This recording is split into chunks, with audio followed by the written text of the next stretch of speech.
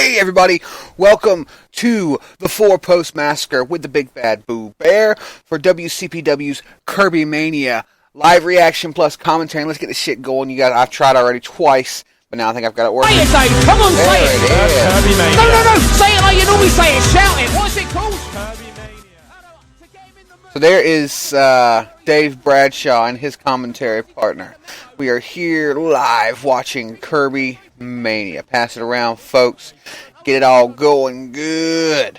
Because, damn it, that's how it is. That's how it is. Pass it around. These guys are awesome anyways. I would love to get Dave back on for another interview. Here we are, ladies and gentlemen. First match of the evening. It's already gotten started. I was a little late to it, so. Looks like Kirby's coming out now.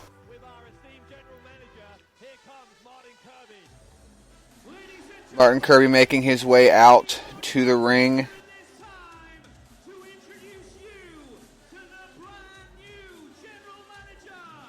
I'm going to turn it up a little bit so you guys can check it out, what he has to say. Mr.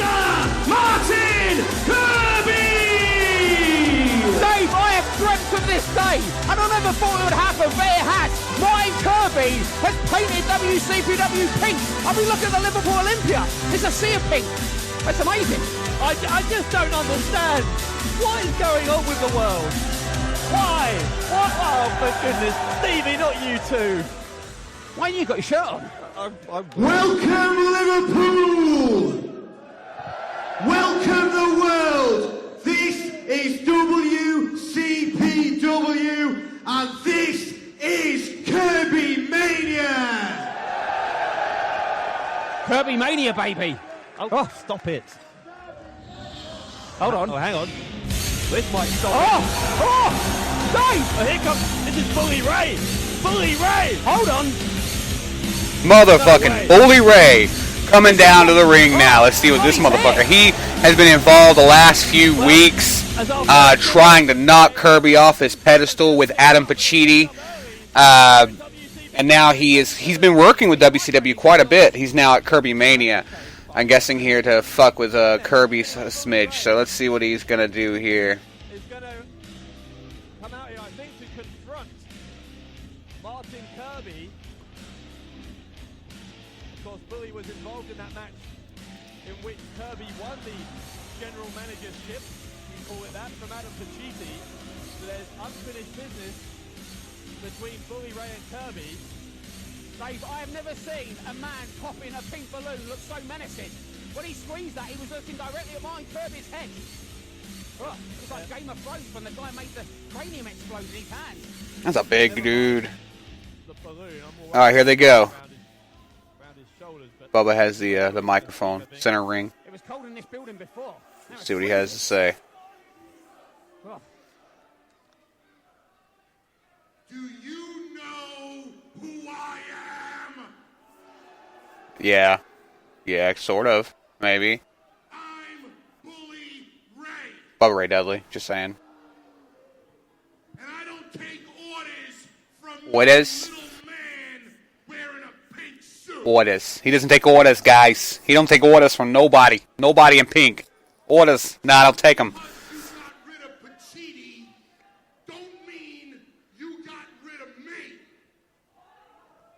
I'm standing in front of you, and there ain't a damn thing that you could do about it, or any of these losers in Manchester here could do about it. Losers. Looters taking orders from little pink people. Losers and orders. Kirby's color, his trunks have always been pink. That's why there's such an emphasis on it. This ain't Kirbymania anymore. Anymore. This is Bully Mania. What the fuck was that? What? Yeah! Come on, bro. My championship match, and I want it here tonight, and you're gonna give it to me, because if you don't, I'm gonna take the microphone. I will say the sheer size of Bully compared to Martin is insane. Little man you are. Can't talk to our GM like that. Can't do it. Ray can, but this is tense here between. Oh!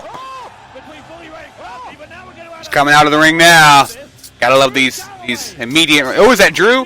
Drew Galloway is the current champion of WCPW. He beat Joseph Connors and Joe Hendry at the last IPPV in a cage match for the strap, which was one of the great matches of the night. There he is.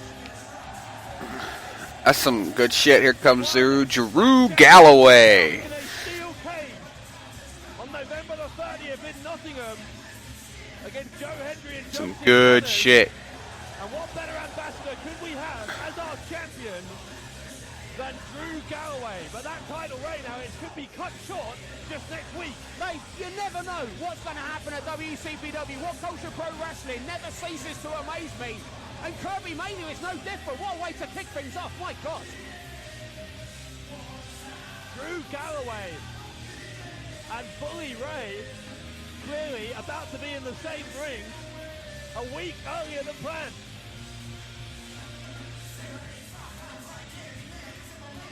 Look at this. Well, if things were tense between Kirby and Bully, look at it now. God, Drew Galloway's not scared. He's probably the only man. Look who it is. Drew Galloway. You know, I think this is the first time that me and you have ever been in a ring together. Ever been in a ring because he doesn't take orders. About you, Drew. Your name gets around. So like your Sit down face. and shut up, moron, before I kick your ass. Dudley, so great with the fans. One of the things A lot of that great I fan also reaction hear there. about you is that Drew Galloway is a legitimate tough guy. Drew is pretty damn good ever since he left WWE, I will say. I wasn't a fan, but Seem to agree with when he left and he's done all this shit, it's been phenomenal. possibly be because you're from the UK. Oh, hell nah. Be talking that mad shit about the British people. What the fuck? Well, Galloway's not going to back down against any bully. Not even Bully Ray. Not even a 300-pound one. This guy's like a brick wall. Here we go. Drew's on the mic. Some gold's coming. You want to know how tough I am, Bully? Oh, I am as equally tough as everybody in this building because we are putting up with your overbearing, obnoxious voice. oh hell no. Be talking about his boys. Now, I know you don't follow anything outside of Bully World. If it's not to do with you, you don't care. But I'll tell you, I'll give you an example. I don't like to toot my own horn. But a few months ago, I was dropped to my neck. I broke 2 vertebrae. I was told it might take a while till I get back. And 2.5 months later, I became the damn WCPW champion, mate. He damn sure did. He fucked his neck up in a match with Joseph Connors after that package DDT. You're a tough guy. I get it. But aren't you supposed to be back in the United States answering to your new bosses in TNA tonight? Oh. That's below the belt. That was a little below the belt. All right, we're going to go there. It's going to get real. It's going to get real. I'll tell you what, Drew Galloway, everything I say is real. I'll be the last honest guy in professional wrestling. When I won this title, I stood in the ring and I said I won't be like every other part-time champion that shows up in the UK. When I'm the champion, I represent the company. When I say I'm going to be there, I will be there. And I said I'll be here tonight. And no matter what show's going on, I'm bloody here. It's true. Galloway is fired up. All right. I get it, Drew. You're a tough guy. You promised the people that you would be here and that you're here. You're a former TNA World Heavyweight Champion. But aren't Kirbymania. you also the guy that couldn't hack it in the WWE? Oh, no, he didn't. No, yes, he did. He did, Dave. He definitely did. On thin ice, Bully Ray.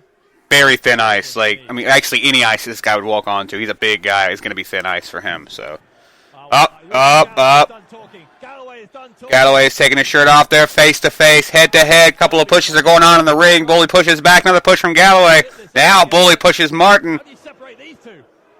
Oh, Martin's taking off his shirt, his pink suit. He's trying to get in the middle of both of them. And then Galloway pushes Kirby to the ground. Stop! Stop right now! You pack it in! You pack it in! You are not doing this now! I'm in charge! You listen to me! You listen to me! Martin Kirby asserting his dominance. This isn't Drew Mania! This isn't Bully Mania! This is Oh, fuck. The Swords of Essex just ran into the ring. Now they are attacking Drew Galloway. All three of them. Martin Kirby has jumped in trying to help defend Drew Galloway, but he's not to no avail as Bully Ray is just destroying him. The Swords of Essex, it's a tag team that are destroying Drew Galloway at the moment. Bully has pulled off that chain he has around his neck, and he's rolling it up around his knuckle. Oh, you're a bastard. You know that? Oh, Heath Slater. Heath Slater. Not Heath Slater. Excuse me. Slater and Moss. Sorry, so it looked like Heath Slater. I mean, it doesn't really matter. Slater and Moss roll into the ring and break things up. I think it's good. This is leading to like a 3-on-3 tag team later on. Moss and Slater ran down. They are the current WCPW tag team champions. Bully Ray! Swords of Essex! You want a match, do you? You guys want a match? Well, how about you face these three right here tonight? 6-man tag! Oh! 6-man tag team. Good decision. And the Swords, Slater, Moss, and Galloway. Nice. That's a nice main event.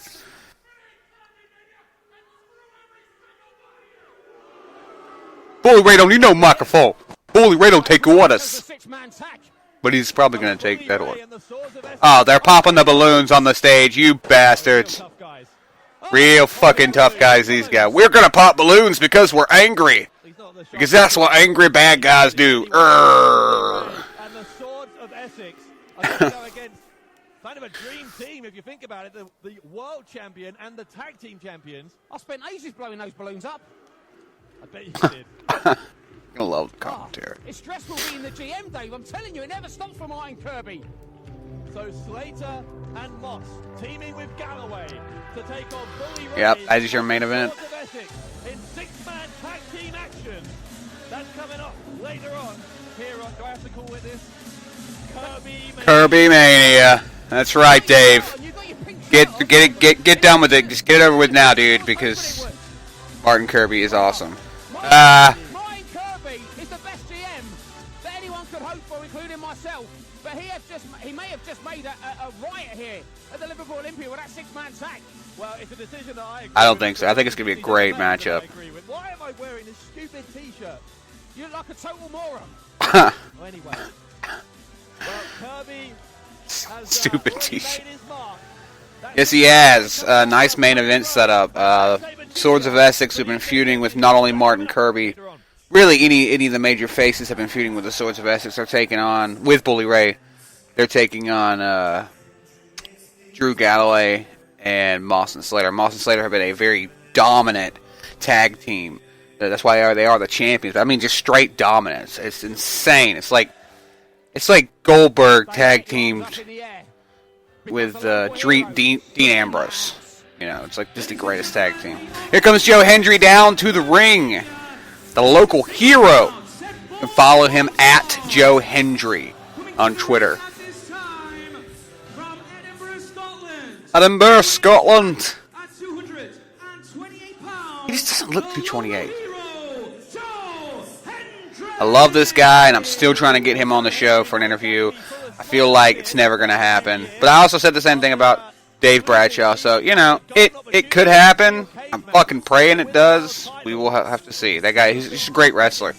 Definitely going to be WWE bound the next few years. Somebody in the chat room. Before we get started tonight, there's something that the local hero... Mike B, man, what's up? Nice to have you in the chat. Yeah, WWE got no game on that 6-man. is passionate about this business. Joe Hendry is passionate about entertaining you all each and every single time that I come out. You all know that. And this, Kirbymania, this is a lot of fun. You guys having fun? I am. I love it. I'm glad, but there is some unfinished business for me tonight because I still haven't got what I need to finish it. I need to know if I can be the man here. I haven't had my one-on-one opportunity at the WCPW Championship against Drew Galloway. He's kind of looking towards more of a heel turn here soon. He's been a major face within not only the company, but good wrestling promotions across the UK. That's what I'm going to do now. Bring my opponent out. He's not facing Drew right now, I don't think. Absolutely not in a good mood, and that's got to be bad news. He's fired for his up. opponent here at Kirbymania. We got Drake from Prospect. Oh my fucking god. I can't stand Prospect. They're like the worst. They're like the New Day, but worse. I don't know how much farther you can go worse than the New Day, but that's them. Found them right here at WCPW. What kind of ring gear is that? It's a leather jacket and tights. He hails from Newcastle upon Tyne and weighs in tonight at 205 pounds. This is Drake. None of these guys look like they can weigh over 200 pounds. Because James R. Kennedy has come dressed for the occasion. Look at that Joe Hendry coloured gold jacket. He's just a fashion. He's a fashion. Yeah, I think he's trying to play some mind games. Got the next level up. Looks a little cheaper than Hendry's. Definitely got some mind games going on. Never looked as good as when James R. Kennedy wore it, though. Prospect is a faction within WCPW, supposedly representing the future of wrestling. You know, everyone can be a prospect, that kind of thing. They're all like respected wrestlers, supposed to becoming, you know, the greatest of all time. In reality, they suck. At the beginning of the show is almost down the bottom of the queue because when you got people like Bully Ray come in for a shot at a WCPW title, Joe Hendry feels like he has to prove himself all over again. Well, I think that's the point. I think Hendry feels like he shouldn't have to do that. You know, the new #1 contender was picked out of the hat. Of course, it's the point. It's exactly what I was saying. I just said that. You said the opposite. I didn't say that. All right, out of the corner, Joe Hendry gets him in a uppercut. Drake comes back with an uppercut, a European uppercut himself. Goes for a big right clothesline. Hendry hits him with a slam right onto the mat.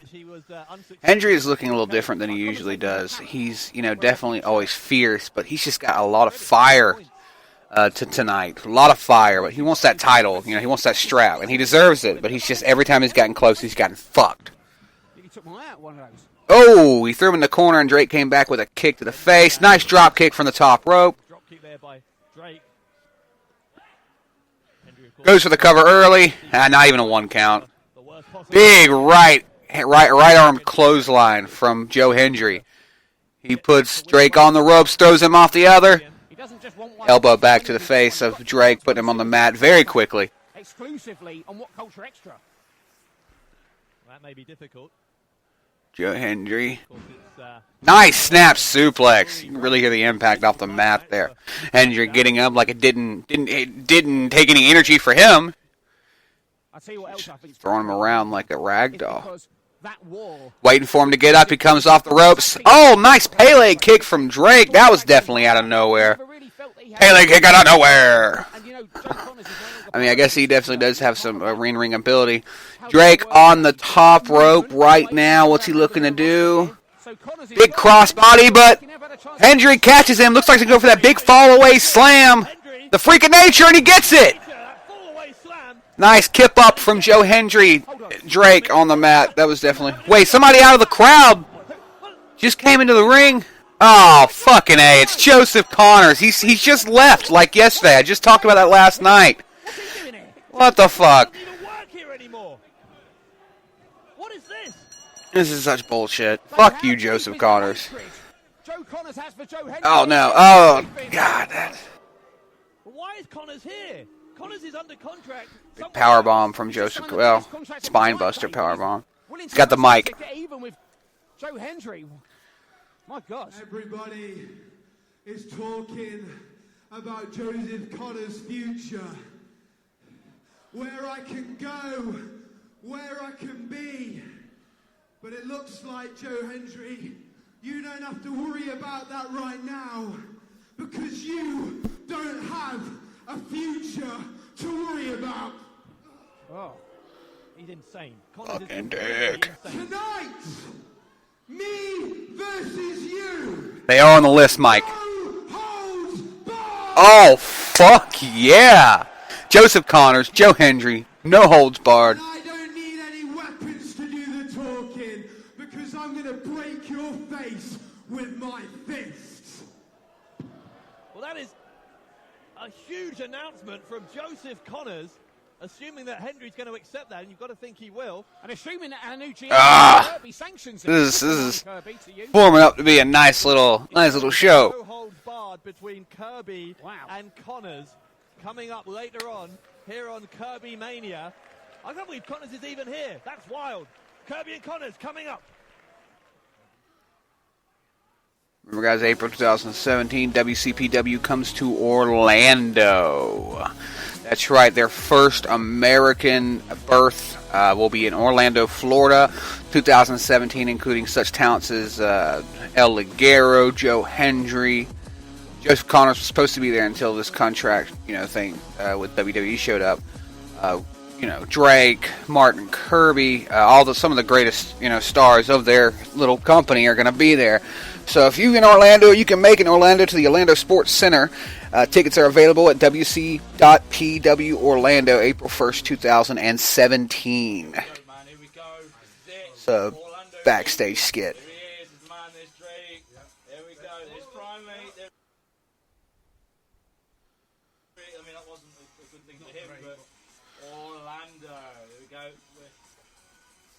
It's a prospect, and they're watching a laptop. Like the live commercial we just seen. With the original tag team, what culture? Yeah, We're definitely going to Orlando, right? You got the tickets, yeah? I haven't. Well, you know he's not going to give them me after I've had a few drinks and round women. You know what I get like. I do know what you're like, yeah. No, I haven't had any tickets. Yeah. We're definitely going. Yeah. We need to speak to Kennedy now. Make sure that's happening. Let's go. Come on, man. We're going. Going.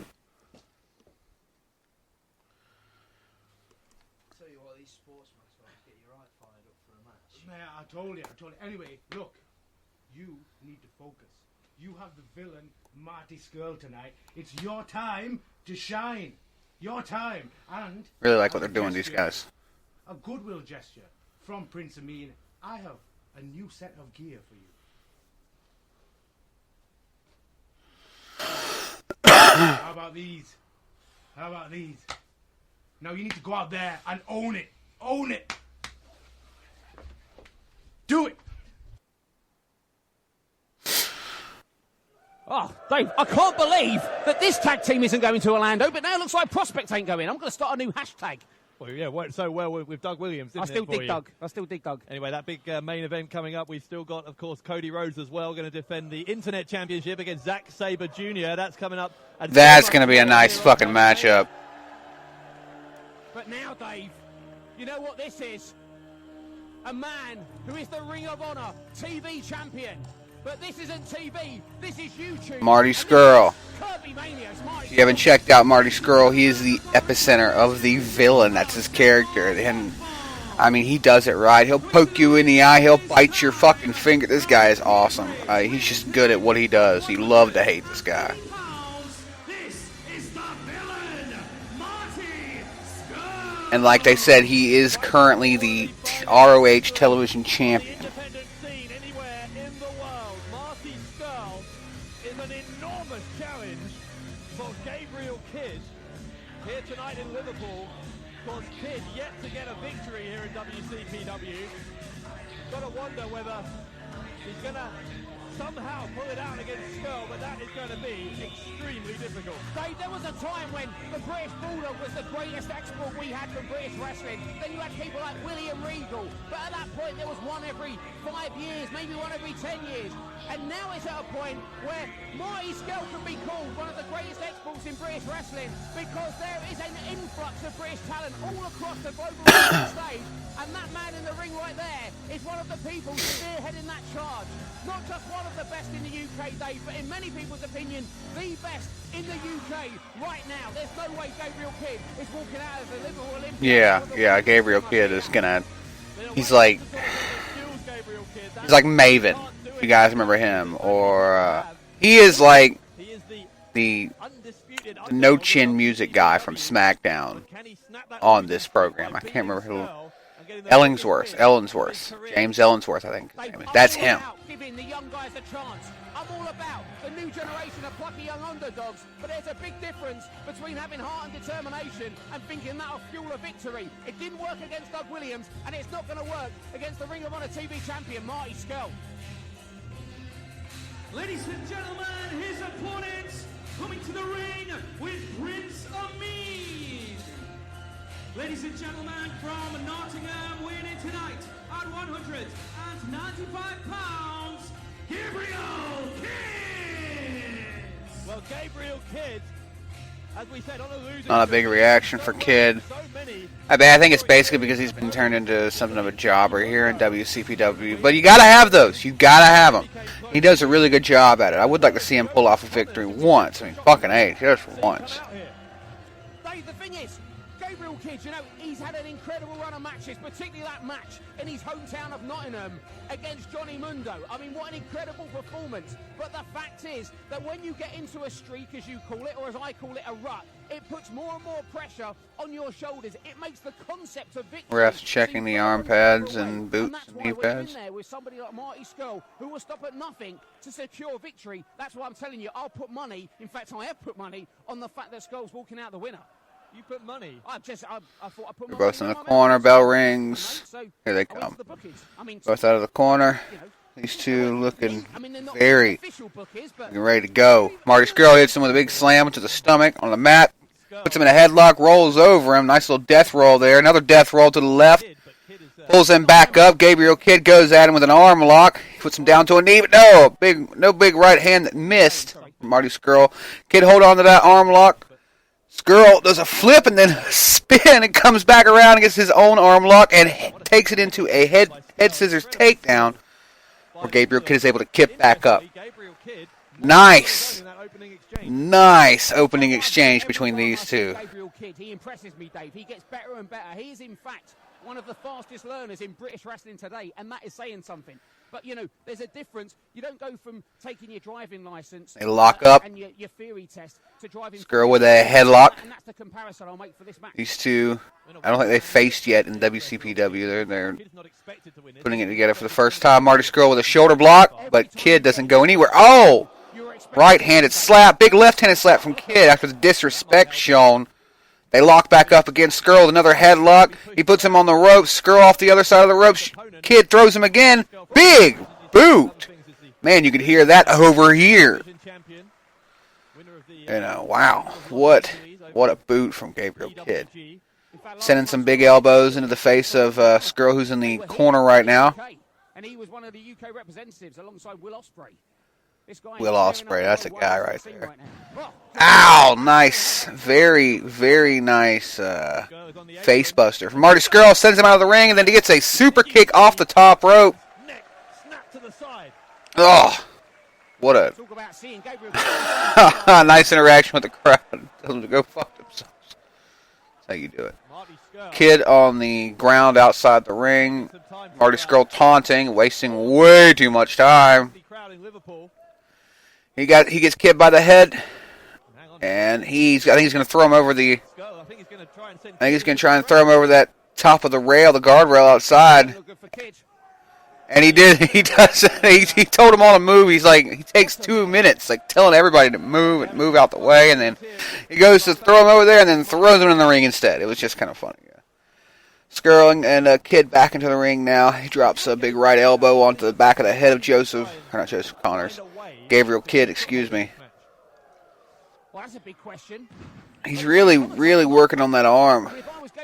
He's folding it back. I don't know what he's going to do. He's folding it back into an elbow maneuver. Ow! God, big stomp onto the elbow of Gabriel Kidd.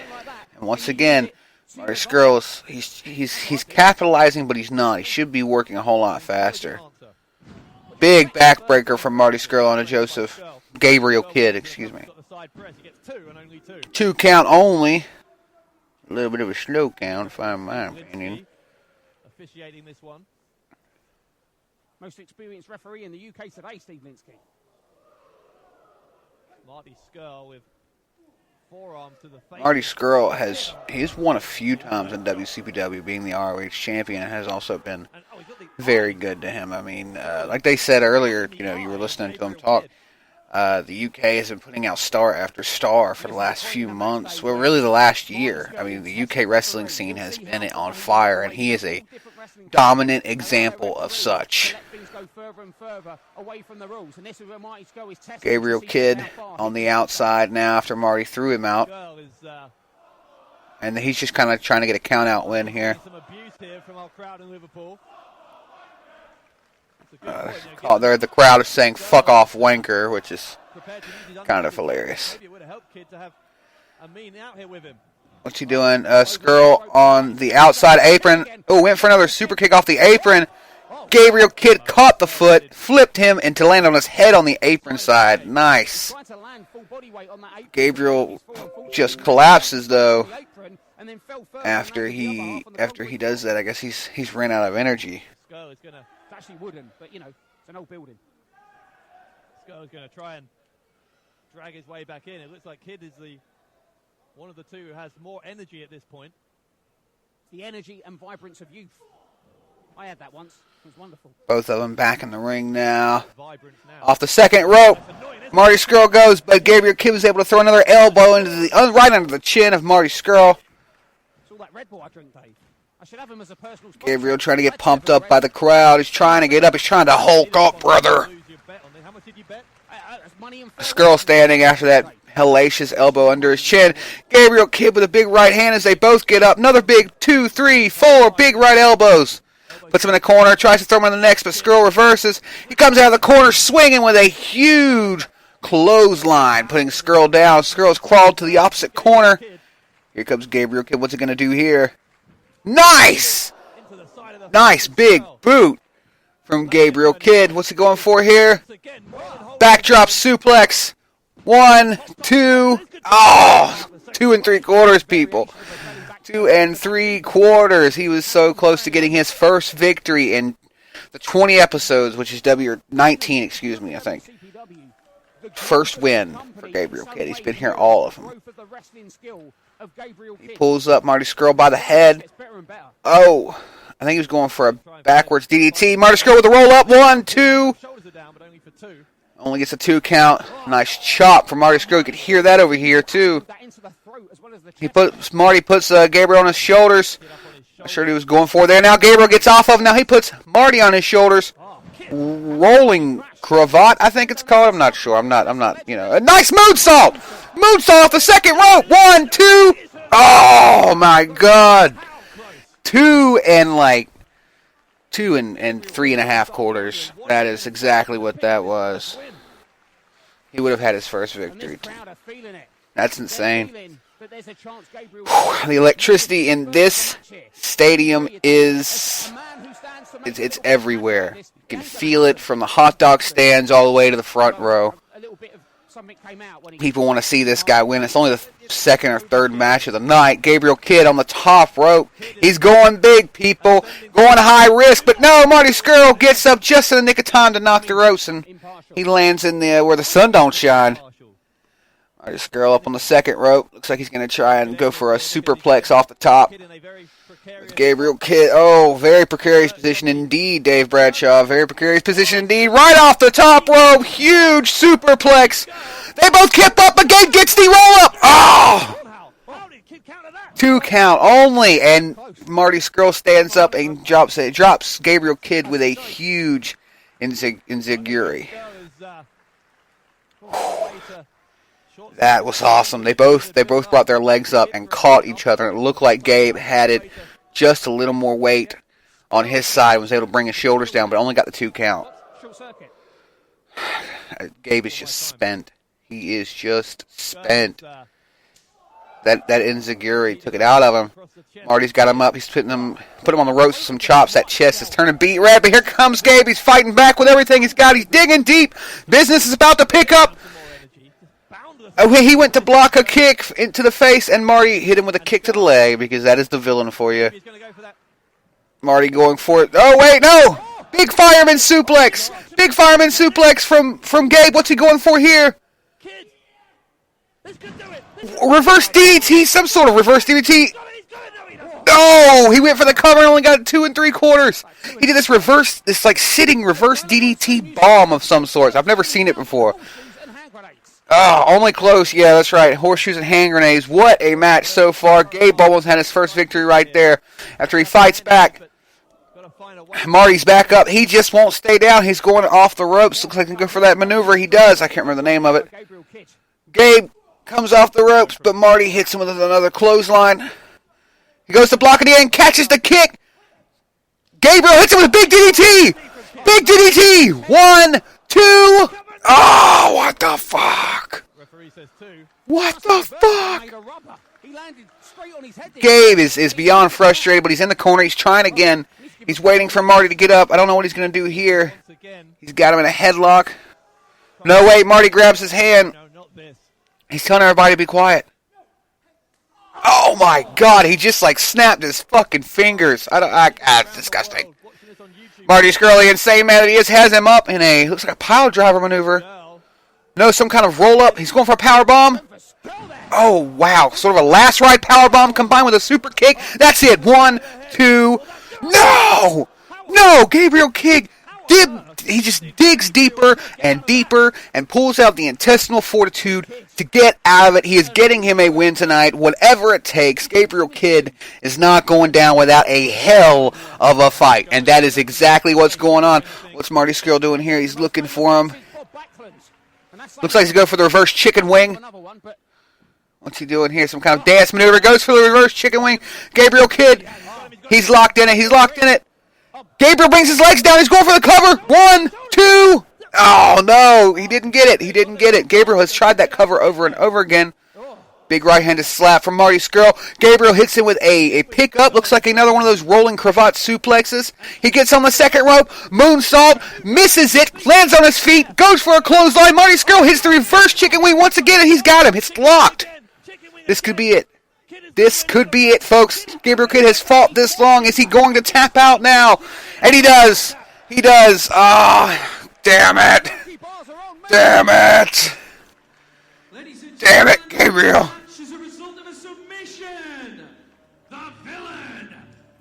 Oh, it was a good fucking match, though, dude. That was a solid fucking match.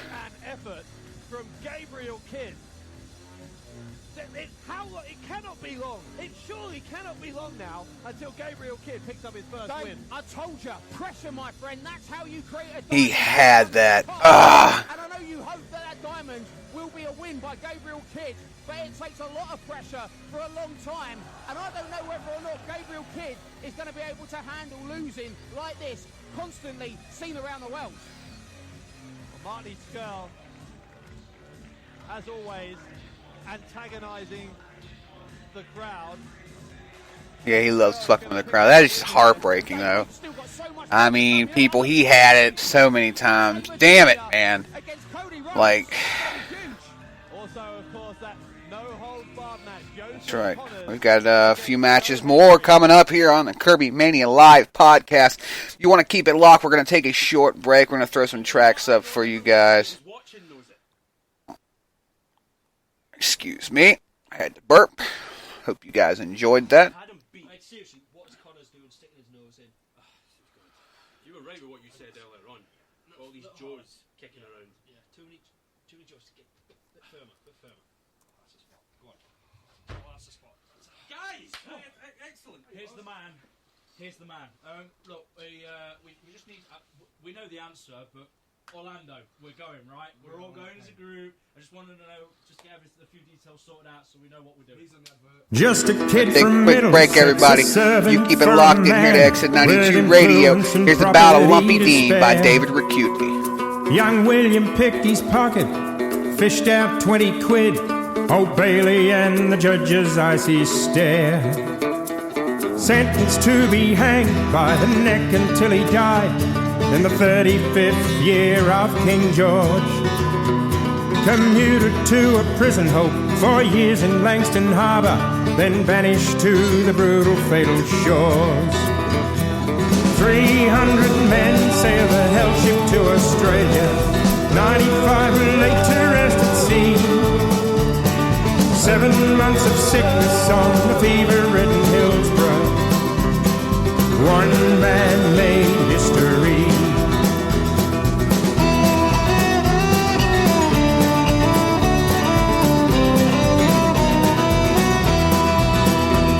A thunderstorm was brewing as I sailed into the harbour. Young William Dean was more dead than alive.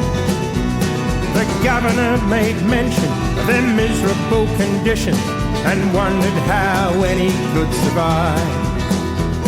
He set sail once again down the Parramatta River, his life assigned to a preacher man. The Reverend Samuel Marsden, the fearsome flogging parson, built his legacy with convict hands. 300 men sailed the hell ship to Australia, 95 were laid to rest at sea. 7 months of sickness on the fever-ridden Hillsborough. One man made history.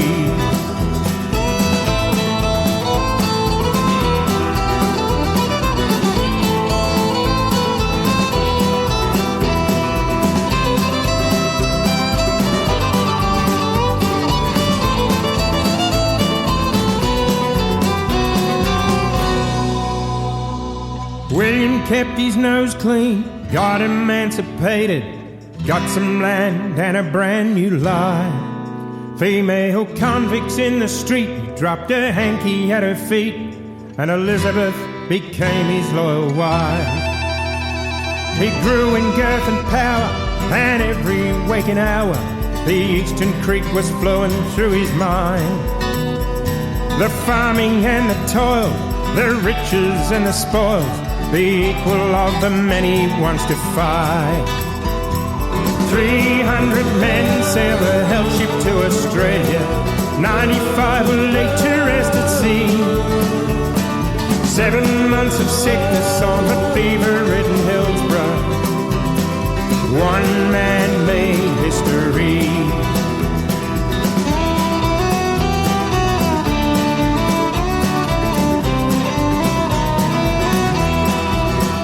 There was trouble on the left of him, riches to the right.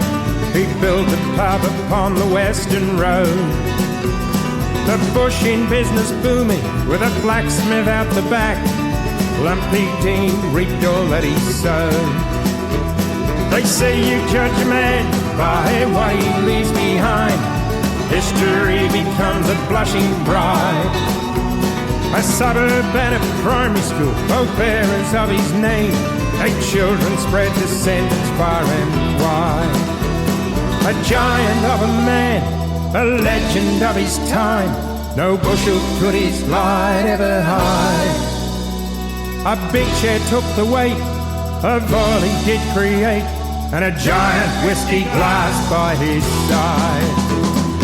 300 men sailed the hell ship to Australia, 95 were laid to rest at sea. 7 months of sickness on the fever-ridden Hillsborough. One man made history. One man made history.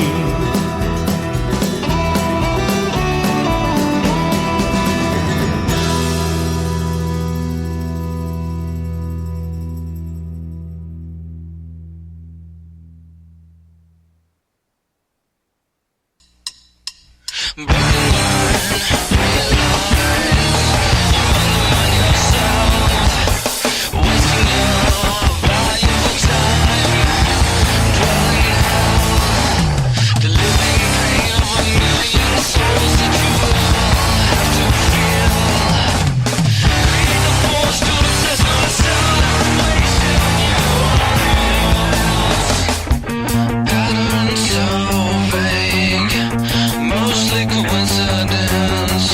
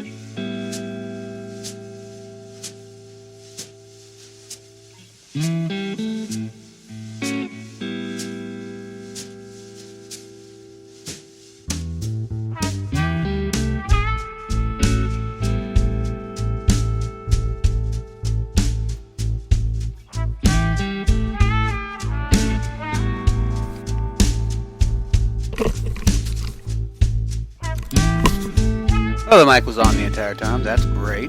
Good to see you guys back here live here on Exit 92 Radio. Gotta love those technical issues that we could probably fix, but we fuck up sometimes. You gotta love it. You gotta love it. You got to love it. That's all there is to it. But yeah, we are back here live, fixing to get this started back up again. We're gonna come right back into Kirbymania in just a moment. Looks like a match has already came back. I thought I'd paused it. Guess not. Gotta love that. Gotta love that really good awesomeness that I am. Yeah, fuck me. Insisting that she's at the forefront. She's got the belt, Dave. She's got the belt. We're back here. It is I asked that earlier. B. Priestley taking on. No, excuse me. Nixon Newell taking on another female opponent with the WCPW Women's Championship on the line. I don't know her name. Excuse me. Matt wrestling here to start things off. Are you feeling threatened, Jet, by the Swords of Essex? Paul Redmond, he just looks like he's ready to eat someone. He's ready to rip their arm off and beat them around the head with it. Looks like he needs a good meal. Wait, I'll tell you what, you are dicing with death. Wrist lock reversal there by Eva Lees. Eva Lees, excuse me. There we go. Is, as we said, wrestled all around the world.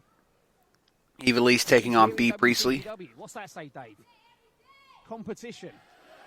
These two, both fierce competitors in the ring, it looks to be. Very methodical pace so far. Nixon Newell comes out of the corner, hits her with a roll-up. 1, nothing. Goes for another roll-up. Schoolboy, 1, nothing. Really trying to end this early. Now going for another backslide. Has Elise on her back. 1 count only. Did you see that? It was a 1 count, Dave. 1 count, damn you. Eva throws her onto the ropes with no avail. B. Priestley comes back for a roll-up, but still nothing. She needs to stop with the roll-ups and start focusing on her opponent a little more. Another pin, and it's still nothing. 1 count. 1 count. So she's had like 81 counts. The crowd is cheering. Nixon Newell comes out of the corner for a clothesline, but misses. Eva Lisa has her in the corner now. Puts a big elbow into the head and a snap suplex out of the corner. Hat trick, going for a second suplex. Little homage to Eddie Guerrero. Third one on a fisherman suplex. Bam! Big one goes for the cover. 1, 2, leg up, but no avail. 2 count only for Eva Lise. Eva doesn't know what to do with herself. That was a nice 3 suplexes in a row, I will say. Stomp to the back of Nixon Newell. Nice kick into the chest of Nixon Newell from Eva Lise. She's really working those heavy shin kicks into the chest and face of Nixon Newell right now. Methodical pace. Now 1 into the back of the knee of Nixon Newell. She's really trying to pick her apart. Nixon's fighting back. She's digging deep. She's digging deep for some big right hands, but Eva's able to stop it. What's she doing now? A rolling shining wizard kick into the face. 2 count after the cover. Nixon Newell able to come out of it. If she gets a win here, that's a great way to catapult her on the world stage, because we know about Eva Lise, Lucha Underground, but Lana Austin is one of the best up-and-coming talents in European wrestling today. I said it, but she's not the Eva Lise I said that as well. Pulling Nixon Newell up from the mat. Now putting her in a real roll-up. No, some sort of headlock. It's a triangle. It's a headlock triangle choke. It's got her. She's wrenching down that choke, but Nixon Newell is able to roll her over to the ropes just to break the hold. Eva Lise now at a rear naked choke has got her really wrenching on that choke there. Ref needs to make sure her hand is in the right place there. Nixon Newell able to break it, comes up, still in a headlock, now really wrenching again, pulling out some big right hands into the gut of Eva Lise, goes for a kick, Eva catches it, puts it over her shoulder and slams her to the ground, bringing her down into a position. Now she's got her on the Boston Crab. No, wait, excuse me. Oh, it looks like she's got a scorpion deathlock or something. It's hard to see from out. Looks like she's going for some sort of deathlock. I can't really tell. Looks like I have some fucking problems. There we go. Texas Cloverleaf. Texas Cloverleaf.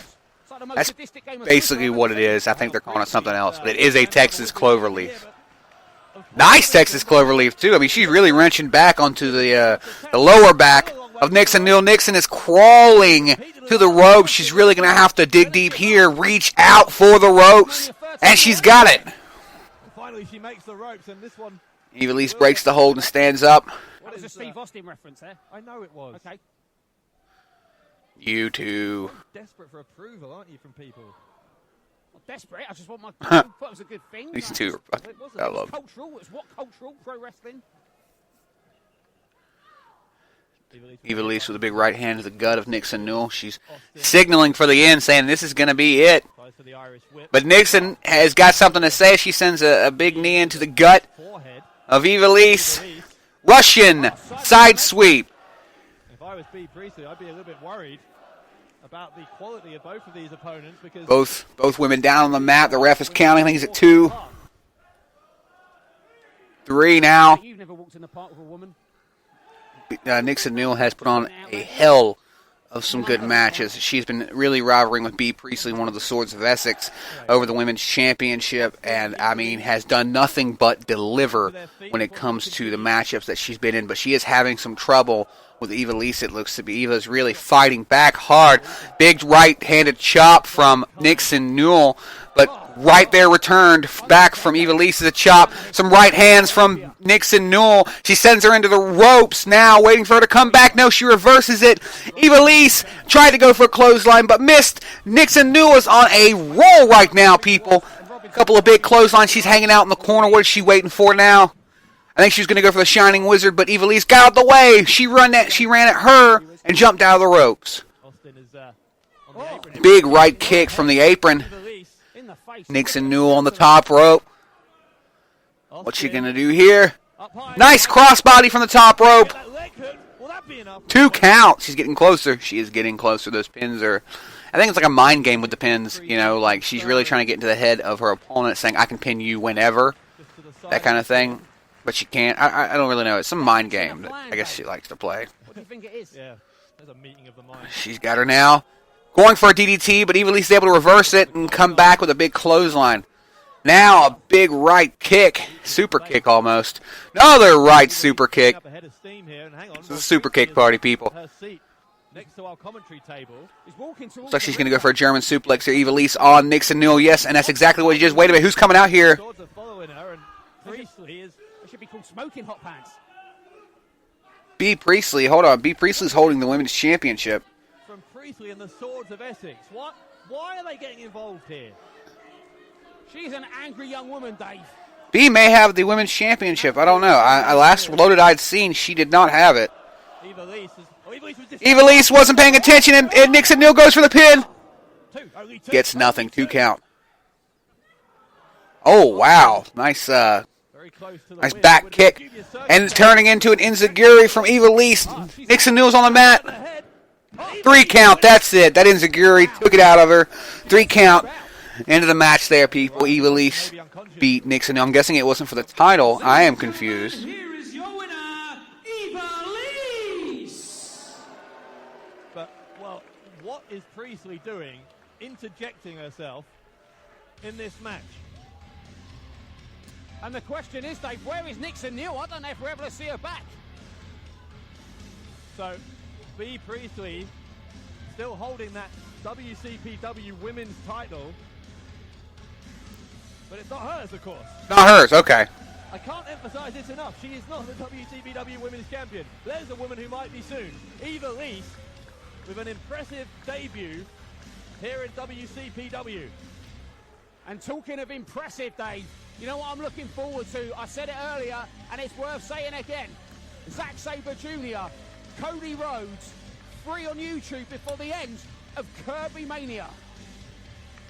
Yeah, that's coming up. And also, of course, Joseph Connon, who doesn't even work here anymore. I can't believe Bully Ray, as they team against the WCPW World Champion Drew Galloway and the World Tag Team Champions Johnny Moss and Liam Slater. That's all coming up, but for now, Eva Lee's your winner in women's action. What's going on here? A vignette coming out of the back. I think it's a Joseph Connors vignette.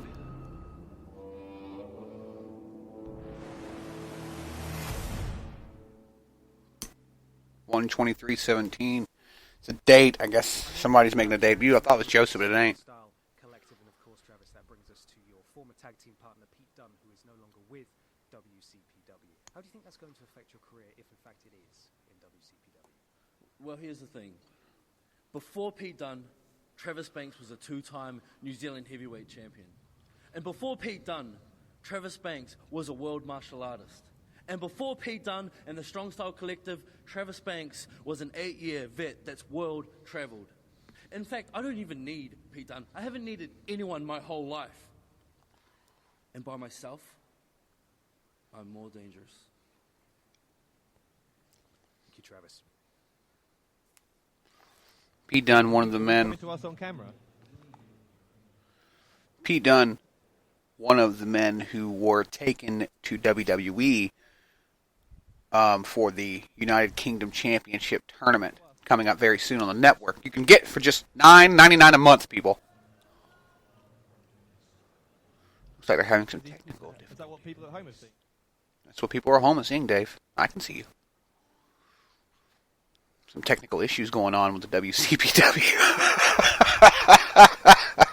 Hey, we all have them, dude. It's alright. I have them sometimes, too. Don't know what's going on right now. They're all just standing there in the ring. They got the camera panning back between the ring and the ring announcers. And that's it. Not even getting any audio right now. And so, oh, here we go. Now, of course, that wasn't really working. He's going to go one-on-one against Banks. I'm looking forward to it. I think it's Joe Coffey versus Banks coming up next. I'm not sure who it is.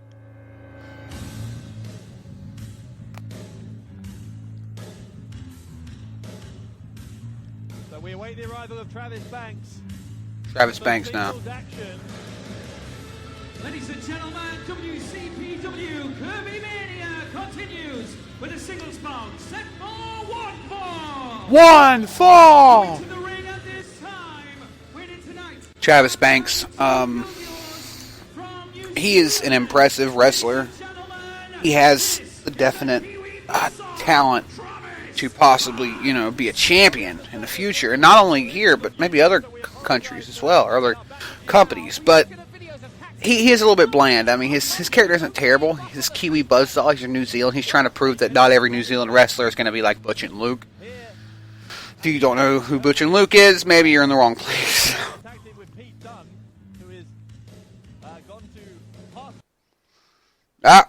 Another technical difficulty there. Excuse me for a moment while we try and get that back. Fucking tech issues. Gotta love them. Gotta love them. This is an ad for something we're not gonna... Fuck that ad. We're gonna skip that ad. Now we are back live with... yeah, now it's right. Joe Coffey takes on Travis Banks. I love some fucking Joe Coffey, son.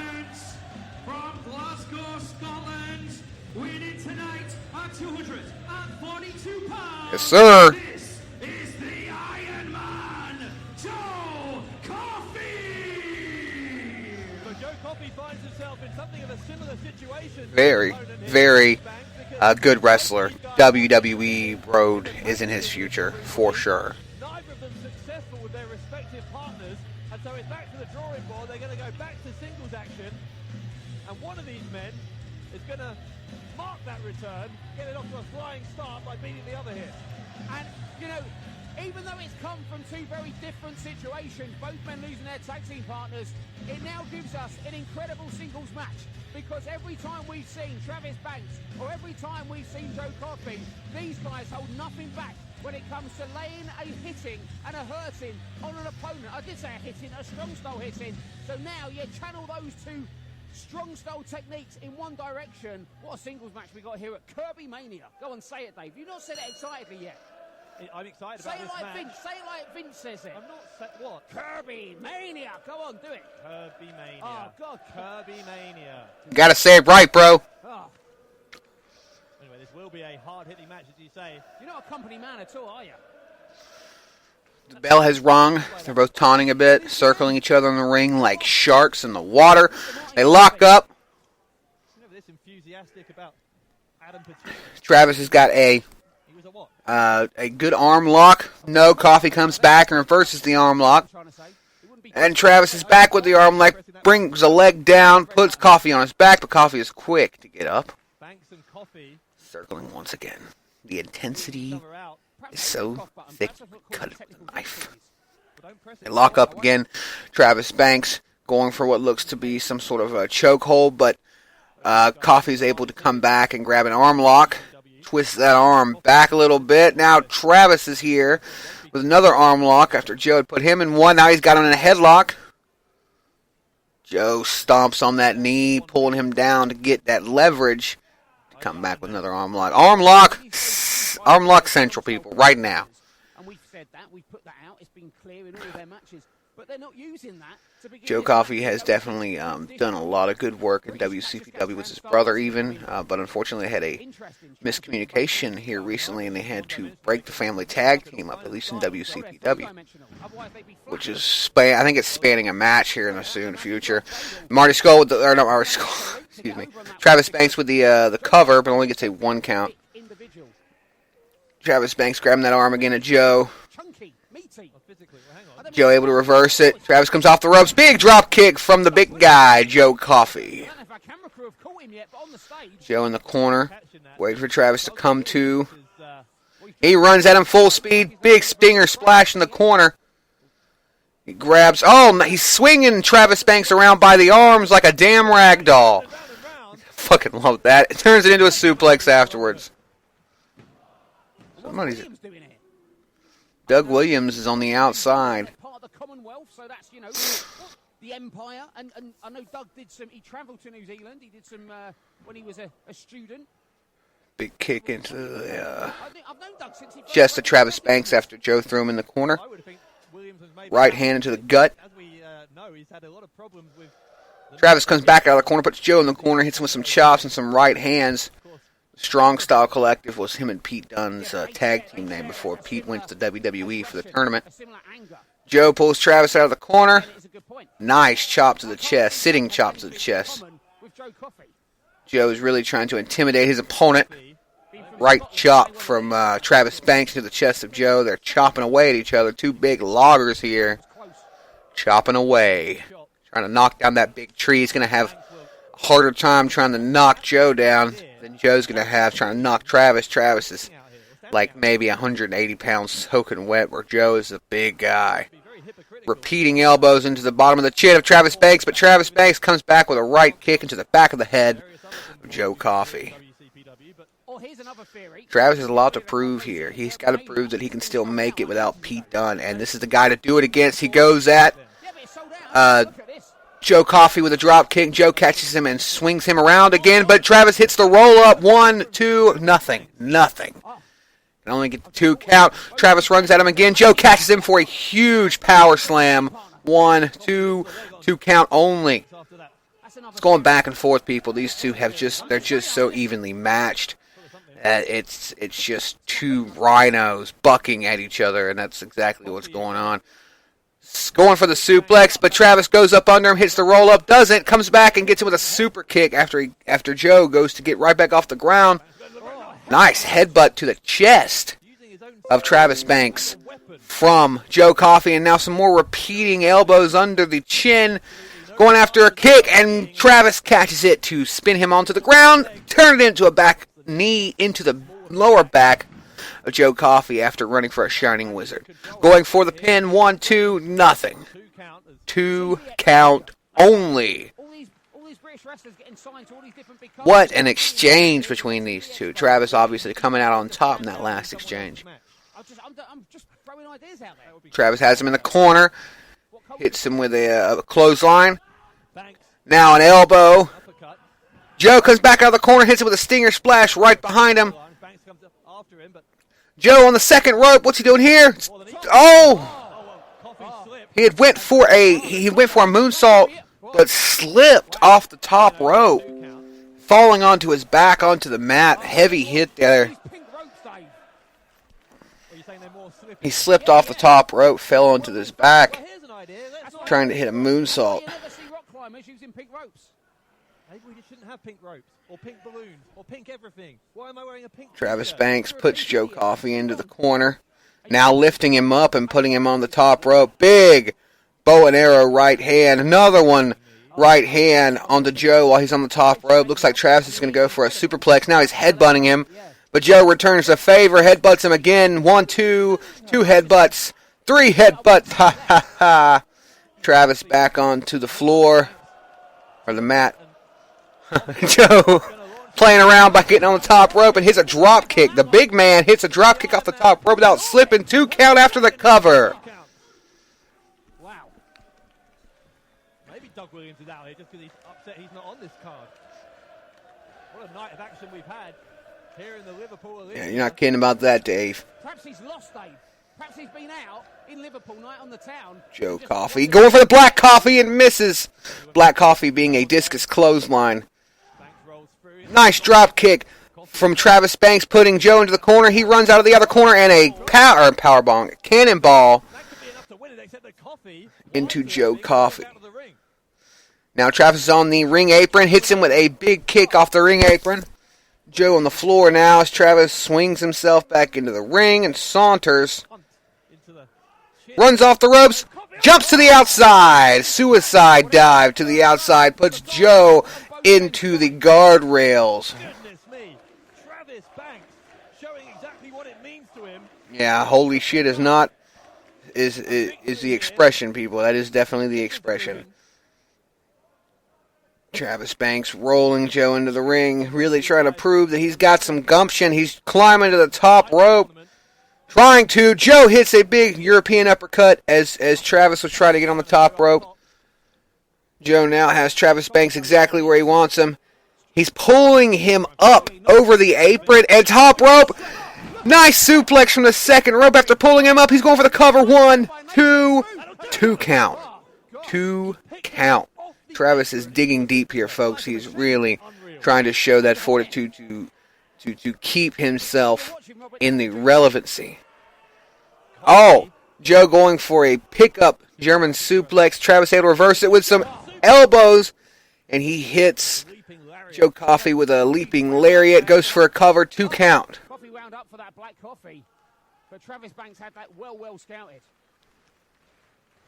Banks is going to try and put the exclamation point here on what has been Travis, very close big on- right hands into the face of Joe Coffey. Off the second rope. Went for a headbutt, but Joe is able to get a huge European uppercut. Hits the Black Coffee. That's it. 1, 2, 3. That's it, folks. Coffee hits him with a huge discus clothesline. Black Coffee after taking that elbow pad off, and that was just enough to knock Travis Banks out of contention. But let me tell you something.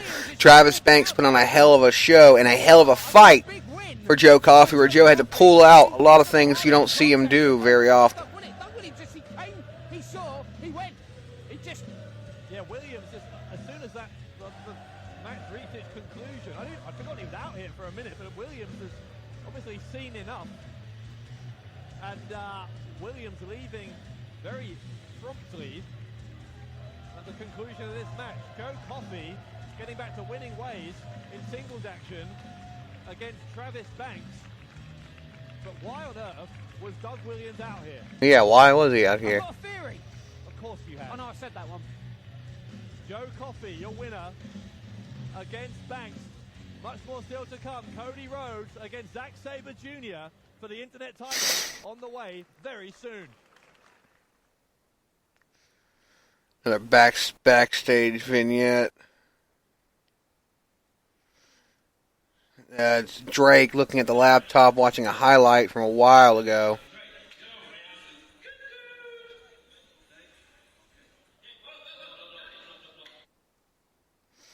Looks like they're having technical difficulties once again as their mics keep going out. It's definitely not my end. What the fuck? They're saying stuff, but I cannot get that they're saying stuff. Oh, wait, here we go.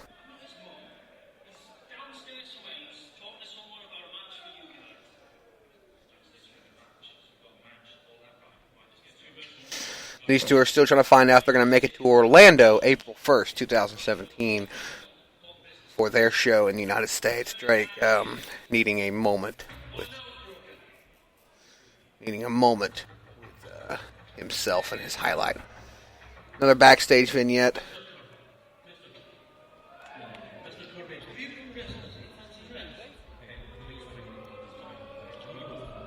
Everyone watching knows it, but that's not why That's not why I'm here. I know you're a very busy man, but you see, prospect. You know what being a prospect's all about, and you also know about being a legend. Tell him, Jack. He knows about being a legend. Come on. Yeah, he knows about being a legend. Exactly. He knows it. I know it. Everyone knows it. And I must admit, Mr. Kirby, I'm a little bit nervous being in your presence. You've done great things. Will you get to the point? I'm busy.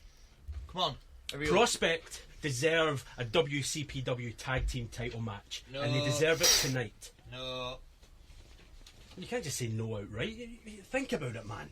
Prospect, one of the most emerging tag teams in this entire country. They deserve. Look, the tag team champions are already in a match. No title match. Right. Okay. Well, I wasn't expecting a man of your caliber to just turn down something carte blanche, but think about this. He's still talking. Still talking, isn't he? It's ridiculous. Think about this, Mr. Kirby. Think about this.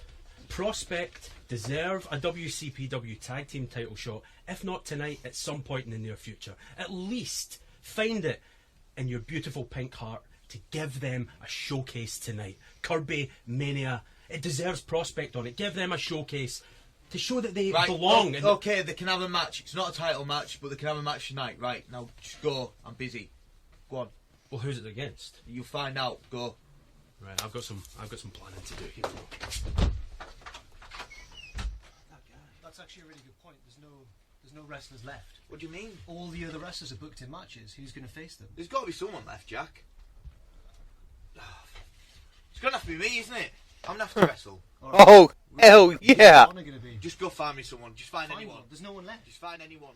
Not a dickhead, though. See what I can do. Cheers, Jack. Thank you. Martin Kirby is going to be taking on Prospect in a tag team match with a mystery partner.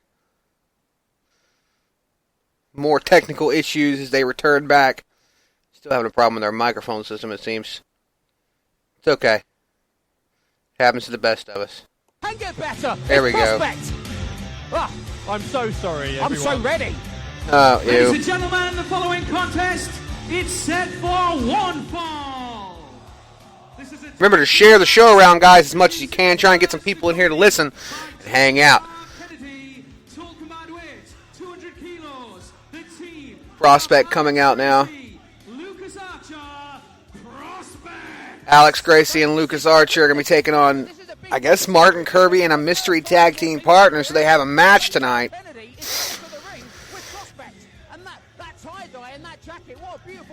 They're flaring across the ring, the woo thing. I don't know why they would do that. I mean, he's managing in spirit from a distance, but when you get busy, you have to delegate. Hey, also, guys, if you want to see what I'm seeing, you can also go to YouTube and check out Kirbymania live right now. It is live right now on YouTube. WCPW Kirbymania live. We understand Martin Kirby will be one of the opponents, but we Tie-dye trunks. who Jack the Jobber will find as his partner. I'm excited for this. Oh, it's going to be like a sea of glow. It's going to rain glow sticks. Here we go.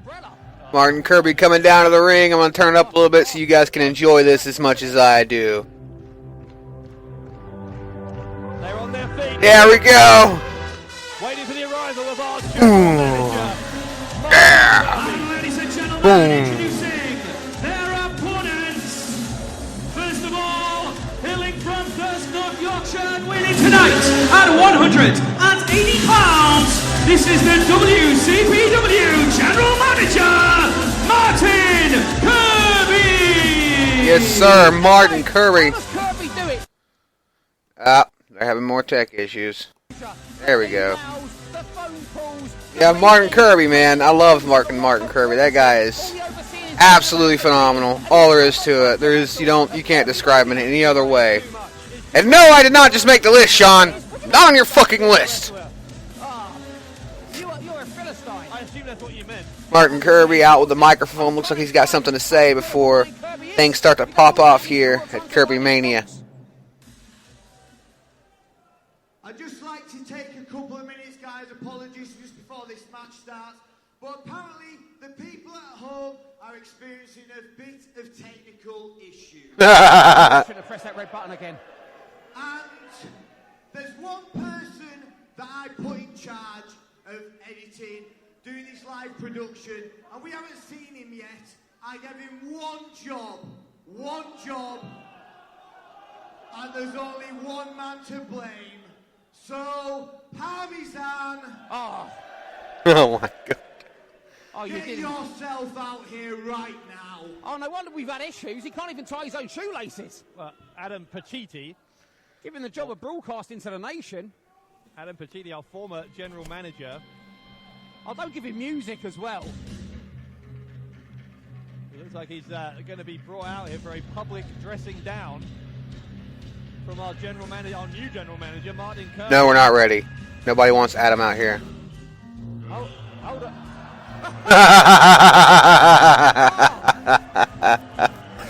Oh, his name is Adam Pacitti, and Martin always calls him Parmesan, so he has made him walk out here in a cheese suit. He calls him Parmesan. And I like my pizzas like I like my potato. Oh my god. Maybe it's a pizza suit with, like, I don't know, it's some kind of cheese representation. I think it suits him. Oh, what? Down, Dave. He's had a dressing up. And he's got the glow sticks. I never thought I'd feel sorry for Adam Pacitti, but... Oh, whatever, Dave. You were on the Parmesan chain from the beginning. You fucking traitor. We should get you a shirt like that. You already did. What kind of cheese do you think that is? It looks like Edam. I mean, it's cheddar. Cheddar. Oh, Pacitti is... This may be the worst moment of that young man's This is life. fucking terrible. He's handing out glow sticks, though. Oh, I want some more glow sticks. Oh, he's handing out glow sticks. This is demeaning, to say the least, if you are Adam Pacitti. I think it's the most high-profile job he's ever had, Dave. I want a glow. Give me a free glow stick. I had to buy mine for the merch table. He's not very enthusiastic, is he? Ah. He walked straight past Were us. you asking for one? Oh, yeah, what do you want? Parmesan. For a freebie. Check out this ring music. You made a right mess, haven't you? Do you know the best thing you've ever done, Parmesan? Was standing there and having glow sticks thrown at you. So how about we recreate that moment right now? Oh, God, this could get messy. They are hurling glow sticks at Parmesan as he scurries out of the ring like a little boy. Little girl, really, in a cheese suit. That's hilarious. Out of town by a shower of glow sticks. Right here. Oh, and now they're being thrown up. Now they're throwing it at Prospect as well. Let's get this match underway. I want to know who's my tag partner. It better be someone good. Well, Kirby awaiting the arrival of his tag partner. There's glow sticks flying everywhere. Oh, they're Lights vicious. of- Oh, hang on. Holy shit! El Ligero is coming out to the ring to be Martin Kirby's tag team partner, which is sort of hilarious because if you know anything about British wrestling, in every other promotion they've ever worked in, Ligero has been his tag team partner, and through this one they have not been together. The Mexican sensation, El Ligero. This is phenomenal, people. I haven't seen Ligero in a match in months. Well, I wouldn't say months, a couple of weeks. He's been very busy working. He's worked. He did about 300 matches last year. Almost a match every other day. You know? That's because when it comes to matchmaking for himself, he's about as useless as a chocolate teapot and he's used those exact same skills to find the worst tag team partner for mine, Kirby. They don't like Kirby put on about as well with Ligero as he did with Adam Patrici. I mean, I love that color commentary. Look at Kirby's face. He's not very happy. You pay peanuts, you get monkeys, oh. Jack the Jobber got paid in glow sticks. Jack needs to be careful. He'll be out here dressed as a giant cheese if he's not careful. So El Ligero is with Kirby, but Come on, guys, shake hands. The crowd asking for these two to Hug it out. They're asking him to hug it out. Crowd, oh well, Prospect are happy to hug it out. More than happy. And yeah, they're always happy to hug it out. They don't need telling twice. Ligero and Kirby in front of each other. And are we going to get the crowd reconciliation here? raising the anticipation. No. Oh, and Prospect attacks from the side, starting the match off. They throw Martin Kirby out of the ring. Looks like it's going to be Alex Gracie and El Ligero to start the match off. Alex throws Ligero into the corner. Alex donning that floral fucking button-up shirt. I don't really know what the hell that's supposed to be. Ligero through the legs of Alex Gracie. Ligero comes back around. He is a swifty motherfucker. Hitting a big drop kick to Alex Gracie. Alex Gracie wanted to know what the number was on the back of that fucking truck. He just got hit by. Kirby is tagged in. And look at Kirby, what a professional, wearing his tie to the Martin Kirby puts Ligero on his back and does a senton onto Alex Gracie, a double senton. Double team synergy there from Kirby and Ligero. Ooh. Lucas Archer's been tagged in. Lucas Archer has a sunset flip, but Martin Kirby is quick to get up, grab the leg, going for a figure four leg lock. And it is locked. There it is. Painful. Nothing but excruciating pain onto those legs of Lucas Archer from Martin Kirby now as he hits that figure four leg lock. Wait, Jack the Jobber. Jack the Jobber's acting for something. He's getting Martin Kirby to sign something. Martin Kirby's the GM. He's signing like some papers. He's doing some sort of fucking paperwork now. In the middle of the figure four leg lock. Massive WCPW acquisition. I guess Jack's going to. Alex Gracie quick to come in after he gets attacked from Lucas Archer. Still in the leg lock. Break it up now. Martin Kirby has Alex Gracie getting ready for the suplex. Oh, I think he's going for the stalling.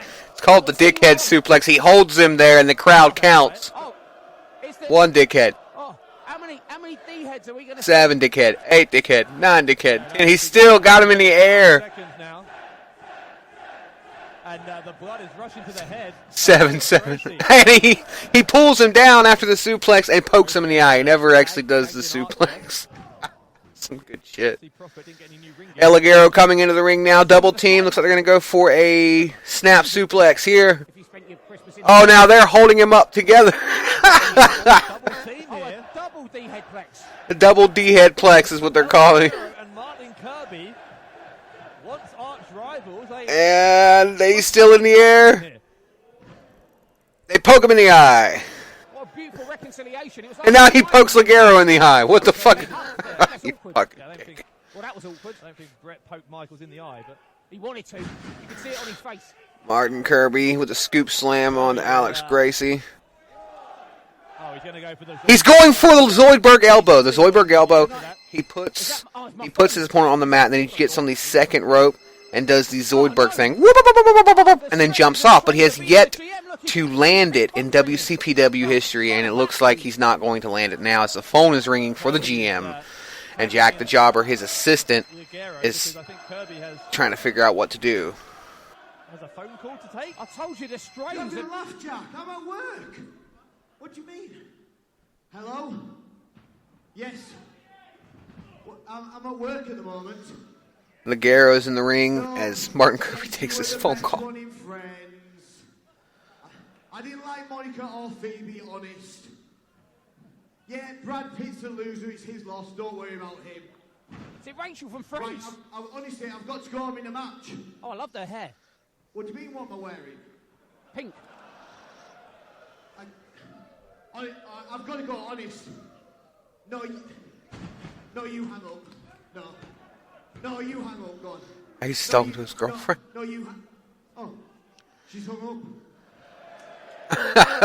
You're in the middle of a wrestling match. What would Ross say? Alright, Alex Gracie and Lucas Archer are double teaming Ligero as Martin Kirby was taking the phone call. You didn't get any of that, did you? What were you doing in the 90s? Looks like Lucas Archer's going for the pin. Ligero is able to kick out of it very quickly. Studying algebra.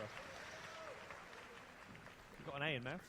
Ligero still getting double teamed by Alex Gracie and Lucas Archer. Prospect really doing a number. Big Russian side sweep. A rare compliment I'll give to Prospect. I haven't seen a combo that good. Oh my God! Lucas Archer is attempting to a taunt. What is Archer trying to do? No, he's doing the worm. He's going for the worm, made famous by Scotty 2 Hottie. Here he goes. He's actually getting the worm part right. He's going for the chop after doing a dab and misses. Nobody home. Ligero able to recover. He sees his tag team partner on the ropes. He's crawling over to his partner, trying to get the tag after he missed Scotty 2 Hottie homage, but is unable to make it as Alex Gracie jumps in the ring. No, he does make it. He gets the tag. Here comes Martin Kirby with a big clothesline to Lucas Archer. Big clothesline to Alex Gracie. Our general manager doing a good job here against. Really taking both of them. Nice enziguri kick to the back of the head of Alex Gracie. Martin Kirby has Lucas Archer in the quarter. Big spear into the gut of Lucas Archer. Lucas Archer gets thrown over the top of Alex Gracie. Hold on. Oh! Alex Gracie it looked like he was in a sunset flip maneuver trying to pull his partner down. Martin Kirby got his legs and did some sort of backbreaker, putting his knee into the lower back of Lucas Archer. And it flicked his head up into the crotch of his fucking own partner. It was like some pendulum ball breaker. Oh, Jack the Jobber back out here again with the mail. Is this more general manager? What is... Like a medical bat. What's that? Is that a telescope? Special delivery. I think it's his mail. He's got his mail. What is it? Oh, it's Sable. Picture of Sable. It's Sable. Kirby, I hear. Sable supposedly sent him a poster. Jane's Oh, the manager of Prospect has gotten in the ring, and he's just ripped the Sable poster. Kirby is a huge fan of Sable. He tags Ligero so he can get out into the outside of the ring and go for Kennedy. Now it's Ligero being handicapped as Prospect hits him with their... No, wait! They went for the special maneuver. He was able to reverse it, making Alex Gracie clothesline his own partner. Ligero going for the cover. No, he turns it into a submission maneuver. No, back into a cover. 1, 2, 2 count. 2 count only. Here comes El Ligero with a kick to the back of the head of Lucas Archer. Lucas Archer really taking a beating from the re-energized El Ligero. El Ligero on the top rope. He is a high flyer. Nonetheless, he's about to take a plunge. Wait, no, Alex Gracie gets in the ring. To no avail. Ligero comes off the top rope, misses Alex Gracie, goes for a clothesline on Lucas Archer, but they hit the Prospect. The double team neck breaker. 1, 2. That's the end of it. Prospect gets the win.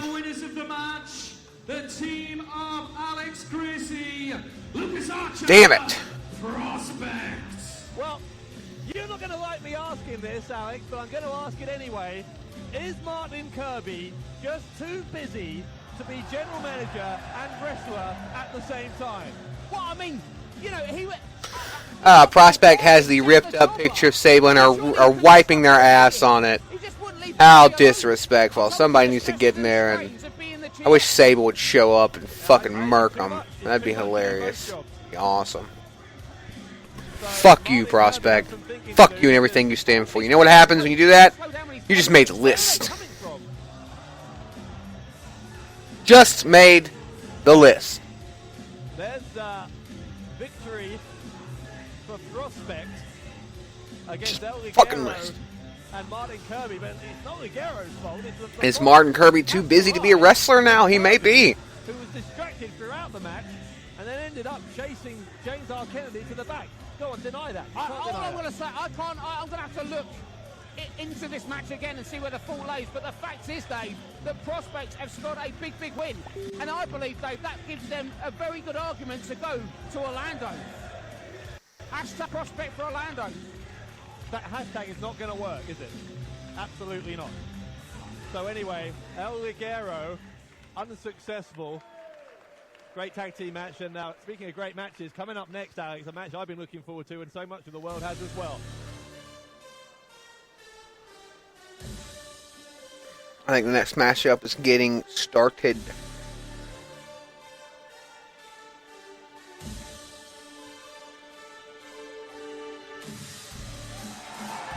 Yes, it is. Out to the ring coming is a wrestler I've never seen wrestle before. This is for the WCPW Internet Championship. The Internet Championship is on the line. Hailing from Canterbury and winning tonight at 181 pounds, Zack Sabre Jr. He is making his debut in WCPW, and for my money, Zack Sabre Jr. may just be the best professional wrestler in this world right now. Dave Bradshaw, I never thought there would be a statement in all of professional wrestling, hell, all of the world, where I would agree with you. But in my opinion, there is a strong case that Zack Sabre Jr. is pound for pound the best professional wrestler on the entire planet today. What a challenge. Zack Sabre Jr., a smaller guy, 190 pounds, crew cut, red tights, with some Japanese letter on the back.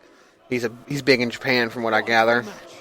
And now here comes his opponent, the Internet Champion for WCPW, Cody Rhodes.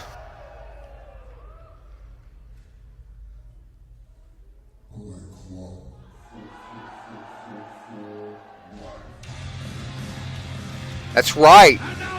That's right. Cody Rhodes has joined the Bullet Club here of recent.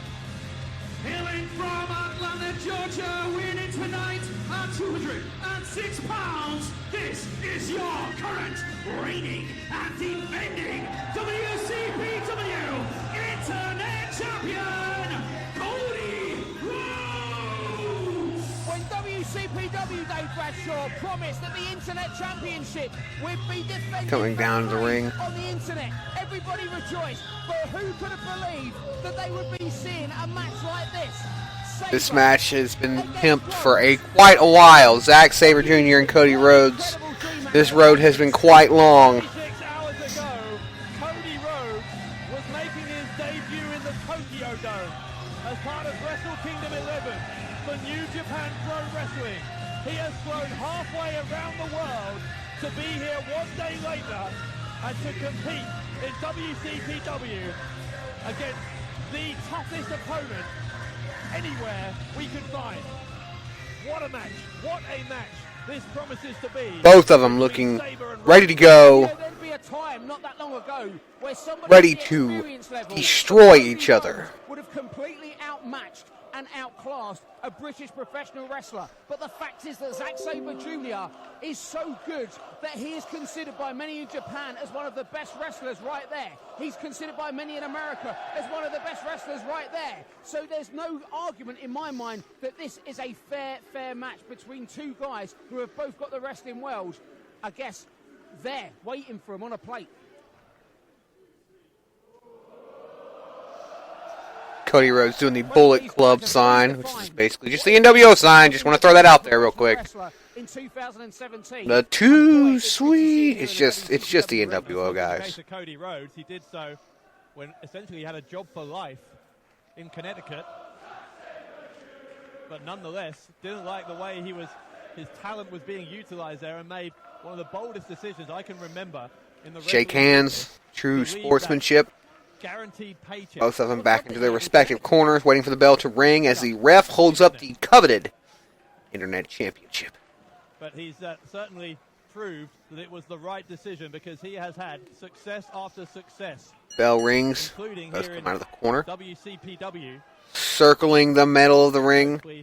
That match against Kurt Angle. Like goats about to butt heads over the dominating male over the group. These two are about to go one-on-one. Victorious on that occasion, but they lock up now. Looking like they're trying to get a Greco-Roman knuckle lock going on, but no. Zack Sabre Jr., quick and nimble that he is, comes back around and gets him for a headlock. Cody Rhodes is able to reverse it into an arm lock. No, here comes Zack Sabre Jr. pulling the leg, bringing him down and sending a knee into his knee. No way, here comes Cody Rhodes reversing that, putting him on his back. What an exchange so far. Must make you very proud to see what an incredible talent has emerged from that background. These two very quick, able to impress the crowd. Hamlet School of Wrestling is. I started there when I was 13 years of age. Doug Williams at 19. Zack Sabre Jr. was wrestling there from the age of 14 or 15. But by that point, Zack Sabre Jr. and Cody Rhodes never facing before. I think this was on Cody's list of wrestlers he wanted to fight after he left WWE. Kurt Angle being one, Zack Sabre Jr. I guess being another. Interestingly enough, he's done both of them over here at WCPW. He has toured around the world. He's lived his Zack Sabre trying to hold on to that arm. Cody Rhodes able to reverse it and bring him to the mat. He's really wrenching back, trying to pick at him, keeping this methodical pace going for a little bit. Zack Sabre Jr. kipping up. Big knee. Kicks his hand out of Cody's hand and walks to his corner nonchalantly. Like, yeah, I can do that. We can do this all day. You can keep trying. But I'm going to put you down here in a minute. Cody coming back out of the corner, ready to go, defending the Internet Championship for WCPW. Look at Sabre Jr. Brings him back into a roll-up. Shoulder comes up. No count. When you look at Zack Sabre Jr., he reminds me of the greats, Johnny Saint, Jim Breaks, those people that really pioneered that escapology. Zack and Cody in the middle of the ring. Zack throws him onto the ropes. Cody comes back with a big shoulder block, putting Zack down with ease. Kind of made sense somewhere. Half. Like he was put in a time tunnel. Zack still sitting there on his knee, getting up. Both of them around the ropes once again. The crowd has gone hushed. That's the sound of people concentrating. This is like a game of chess between two masters. These two locking up against center of the ring. Zack getting the headlock. Look like he's about to go for some sort of Russian leg sweep. No, octopus stretch. Octopus stretch. Now he's got the hand and he's wrenching that back separately, but Cody is trying to fight out of it, shifting the weight to his back. Zack Sabre noticing, gets out of it, and now has him in a standing surfboard stretch. To wrench those arms backwards of Rhodes, but Rhodes gets to the ropes. Zack backs off after they get close to the ropes. Cody Rhodes, of course, won the Internet Championship against El Ligero at our last iPay-per-view, Delete WCPW, at the end of November. Cody's had it for a month or so. Then he's been defending it all around the world. Cody has Zack on his back in a looks like a reverse gory special. Screaming in pain. And I was going to say just a moment ago, Dave, is it has stretching the body out. If you ever seen the gory special done, it is all of his weight is being stretched out. He goes for a roll up. Nothing. Quick exchange, both of them in their faces now. The sportsmanship starting to lure away as both of them are getting frustrated, ready to start getting this popping off here. Of trying to mat wrestle with Zack Sabre Jr., I think it's only going to end badly. Yeah, mat wrestling with this guy seems to be a bad idea. I don't know very much about him. I've never seen him wrestle before. But I can tell you from what I'm seeing here, he knows every move in the book almost. He's like a young Dean Malenko. Cody going after that left leg of Zack Sabre Jr. Zack able to reverse it, comes back, and now has him in a... man, I can't even name some of these. Some sort of weird leg lock. Almost like a Boston Crab figure four of some sorts. He's wrapped around. Zack Sabre's wrapped around the left leg, twisting it. The more he wriggles and the more he rolls, the more Zack Sabre Jr. just wrenches it on. And that leg is in a bad way already. He's really working on the leg. ever further into his web. There we go. Now it's more of like a bow and arrow lock. Oh, look at this. Indian death lock, Indian bow and arrow. Standing, though. He is standing. Sending his elbow into the middle of the thigh of Cody Rhodes. Cody in quite a lot of pain. Cody does the Bullet Club symbol. Oh, Sabre arches back. Sable arches his back. It almost looks like a figure 8 from Charlotte. Oh, wow. He is really working on the legs there. He's now standing, stretching out his legs, but keeping the pressure on the leg. With his other, now they roll into the ropes after Cody tries to escape, breaking the lock. Gives Cody some sort of relief. Referee asking for the break. He did get it, perhaps slightly late, but Cody Rhodes has temporarily retired to the outside. Sabre's not going to give him any chance to try and get his breath back. And this one spilling to the ringside area. Cody is those clubbing blows across the shoulder blades. What's he trying here? This is quickly changed. It's outside the ring now after Cody rolled during the rolled out during the well, I rope said earlier, break. Dave, didn't I? Cody Rhodes needs to think about the techniques he's using, the strategy he's using. Oh, Zach back again, technical man himself working on the arm. But right now it doesn't look that way. Zack Sabre Jr. is Cody Rhodes rolling back into the ring. Cody Rhodes around the ring. Zack Sabre stepping on the head of Cody Rhodes, now pulling the arm back behind his own back.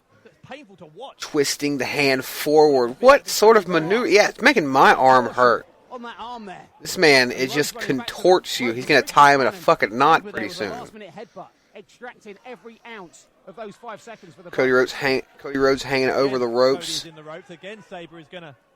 Looks like Zack Sabre has him going for another arm lock, except over the ropes, this time using the ropes as leverage. But because he was on the ropes, it's broken up pretty quickly by the ref. Zack Sabre sends an elbow into the chin of Cody Rhodes' second one as they roll into the corner. Cody staggers into another corner. Don't let the size of Zack Sabre Jr. deter you from. He's definitely a smaller guy. I mean, he's got to be like 5'11". This guy's small. It was as strong and tough as any. Back on that arm again, sending his knee into the throat of Cody Rhodes, bringing it back around his head, and then, wow, okay, it's like, oh, I can't even explain this. It is just one of those things you got to see. What he's doing to Cody Rhodes' arm is unbelievable. They've got out of two and a roar of defiance from this young man. Absolutely insanity. I don't know what descriptive word in the dictionary, UK or the USA, could describe what we are seeing tonight at Kirbymania WCPW. Come on, say it. At Kirbymania. Kirbymania. Oh. Are we still calling it Kirbymania even after he messed up his tag match? He's still the GM. He didn't mess it up. He cost his team the match. He was just overexerted. The pressures of running a business and a promotion as the GM. Sabre is going to, again, grab any limb that he finds flailing. Sort of like a side surfboard stretch. Oh, he turns his arm into a nutcracker. Oh, you can hear Cody scream. Wrenching back. Going for the cover. Cody kicks out. I don't know how he did it. He's destroyed those shoulders. He's pulling Cody apart, literally piece by fucking piece. It's. You want me to describe you what this match looks like? It looks like a tiger.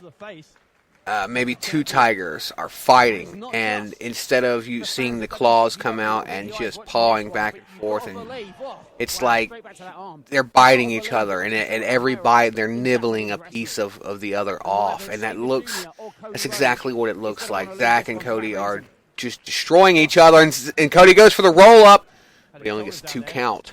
Cody was just a half second away from retaining the Internet title. Nice chop to the throat of Zack Sabre Jr. Zack comes back over and he hits him with a side effect almost.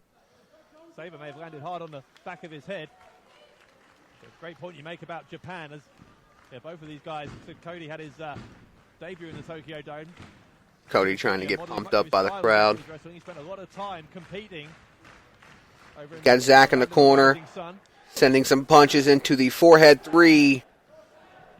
Oh, but Zach gets out from under him and kicks him in the back of the leg, knocking him to land on his head on the mat. Landed hard, and don't forget that leg has already suffered a considerable amount of punishment. And this one is a battle, a true battle. Yeah, we knew it was I mean it is a battle. It's a chess match. Like, Oh, yeah, for a Shining Wizard, but Cody got out of the way. He comes back at Cody again. Cody with the spinning Alabama Slam. Wait, no, Zach is able to kick out of it and brings it into a triangle choke.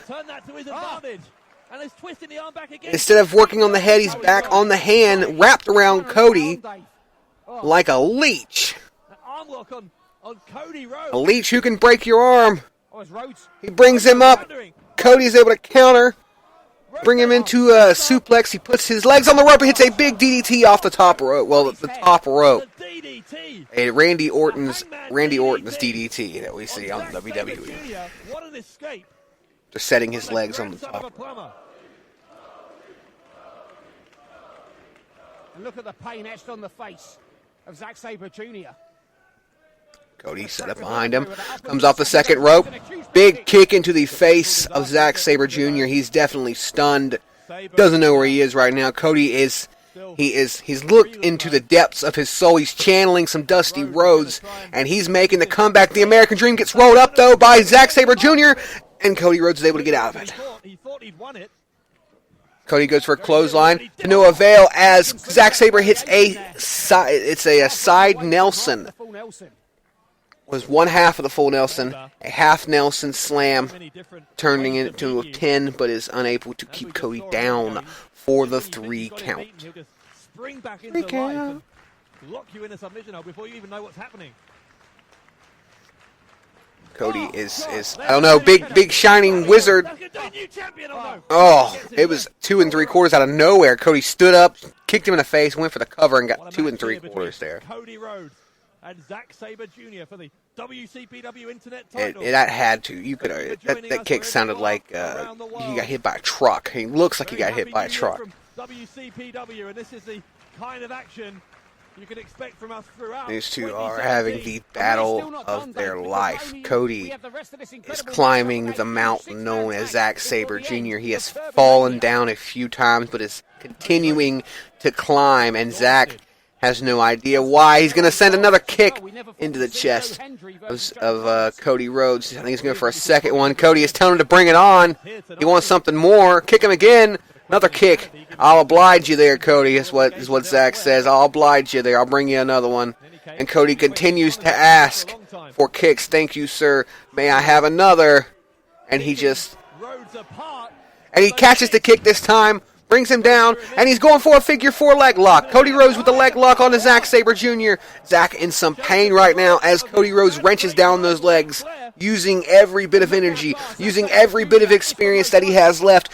He's doing everything he can not to lose the Internet Championship. He is holding on to those legs with his life. Zack Sabre grabbing the arm and wrenching it back, but still cannot get out of the figure 4 leg lock applied by the son of a plumber, Cody Rhodes.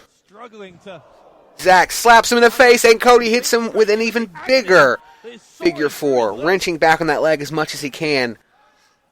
This could be it for Zack. He may have to tap here. I mean, when you get to that point after so long, what damage has been done to those legs? What damage has been done? Can Zack bounce back? And yes, he slaps him right in the face. One big slap to the face gets Cody off of him after that. The figure 4 is broken, and Zack is trying to take a minute to recuperate. And so is Cody, honestly. Both of them. They need a minute. The move just fell apart thanks to both men being just out on their feet here.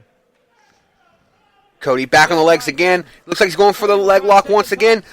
Cody he messes up, and Zack gets the arm again. He's wrapped his legs around the arm and is pulling back from the side of his head, turning it into a Fujiwara armbar. Fujiwara armbar, ladies and gentlemen. Zack is holding on for every bit of his life. He knows that Cody is beginning to come back a little bit. Cody's trying to get those knuckles together, and he can't. He can't. Broke the grip. He goes for the cover. Cody only got two. Zach with a European uppercut out of the corner. Zach with a second European uppercut out of the corner. Super kick from Cody Rhodes puts Zack Sabre Jr. on the mat face first. Face plant right into the center of the mat. Cody is exhausted. Zack is exhausted. These two are out of it. Cody's waiting. Cody is standing, pouncing on his prey with what energy he has left. He brings Zack to his feet by his head. Looks like he's going for the crossroads. He goes for the crossroads. Zack comes back up off his back. What's he doing? Here goes for the cover. He arches backwards to win the internet title. No, he does not. He is not able to keep him down for 3. And there is Cody Rhodes with a. He's got him again. He's going for the crossroads. Pulls it off. He gets the crossroads. That's it. He's going for the pin. 1, 2, 3. That's it. Cody Rhodes keeps it after an amazing match between two of the greatest stars in this business right now, Cody Rhodes and Zack Sabre Jr. They put it all on the mat for everybody watching, for everybody listening.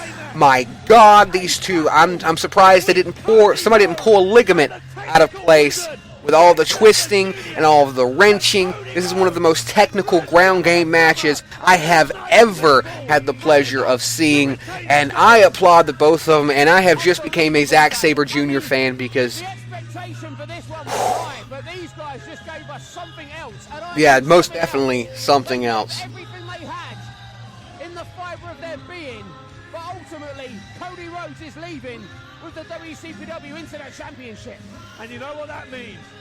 Cody Rhodes walks into Lights Out next week on What Culture Extra as the Internet Champion, which means his scheduled match against Ricochet will be for the title. Oh, the dream matches just keep coming thick and fast. Next week, Ricochet versus Cody Rhodes.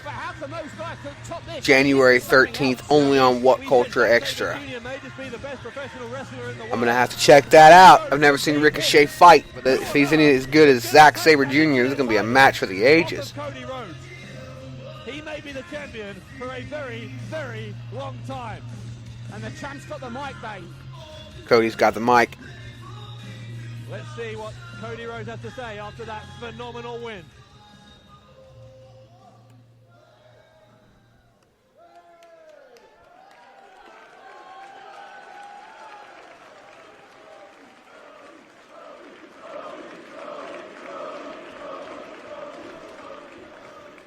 I don't know if y'all know it or not, and I don't want to meddle. I'm just sharing this with you so you can understand. I have been flying for 17 hours. Yesterday I was in the Tokyo Dome. Today I'm in Liverpool. Like Ric Flair in his prime. It's not the NWA title, Dave. It's the WCPW Internet Championship. And I didn't show up here tonight for any other reason than the simple fact that I don't want to just be an import who comes in from the United States. I'm a WCPW regular. I'm a WCPW champion.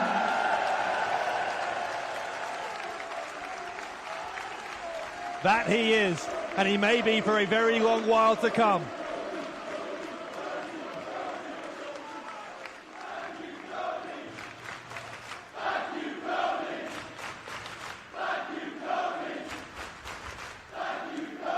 Guys, thank you. This is Kirbymania. This is Liverpool.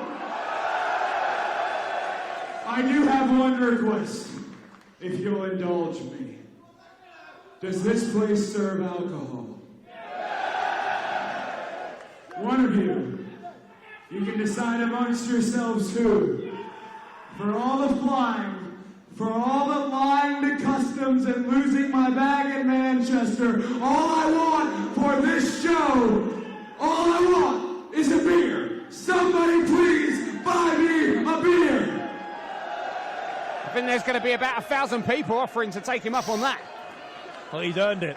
Cody Rhodes flying across the world, battling jet lag, and still somehow retaining the belt. Is that okay?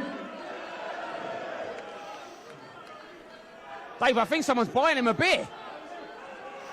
Somebody's went and bought him a fucking beer. Cody is, he's going to wait. Yeah, he's going to fucking wait to have a goddamn beer. Cody Rhodes a beer. Man wants a beer. I hope it's quicker than Deliveroo. Cody is... he's got one. He's got one. Cody Rhodes, victorious. He definitely has a beer in his fucking hand. This one is for Kirbymania, and this one is for each and every one of you wonderful Liverpool fans. Thank you so much. Oh, look at that. That's Steve Austin. Stone Cold Cody Rhodes. Chug that It's mother. celebration time for Cody Rhodes,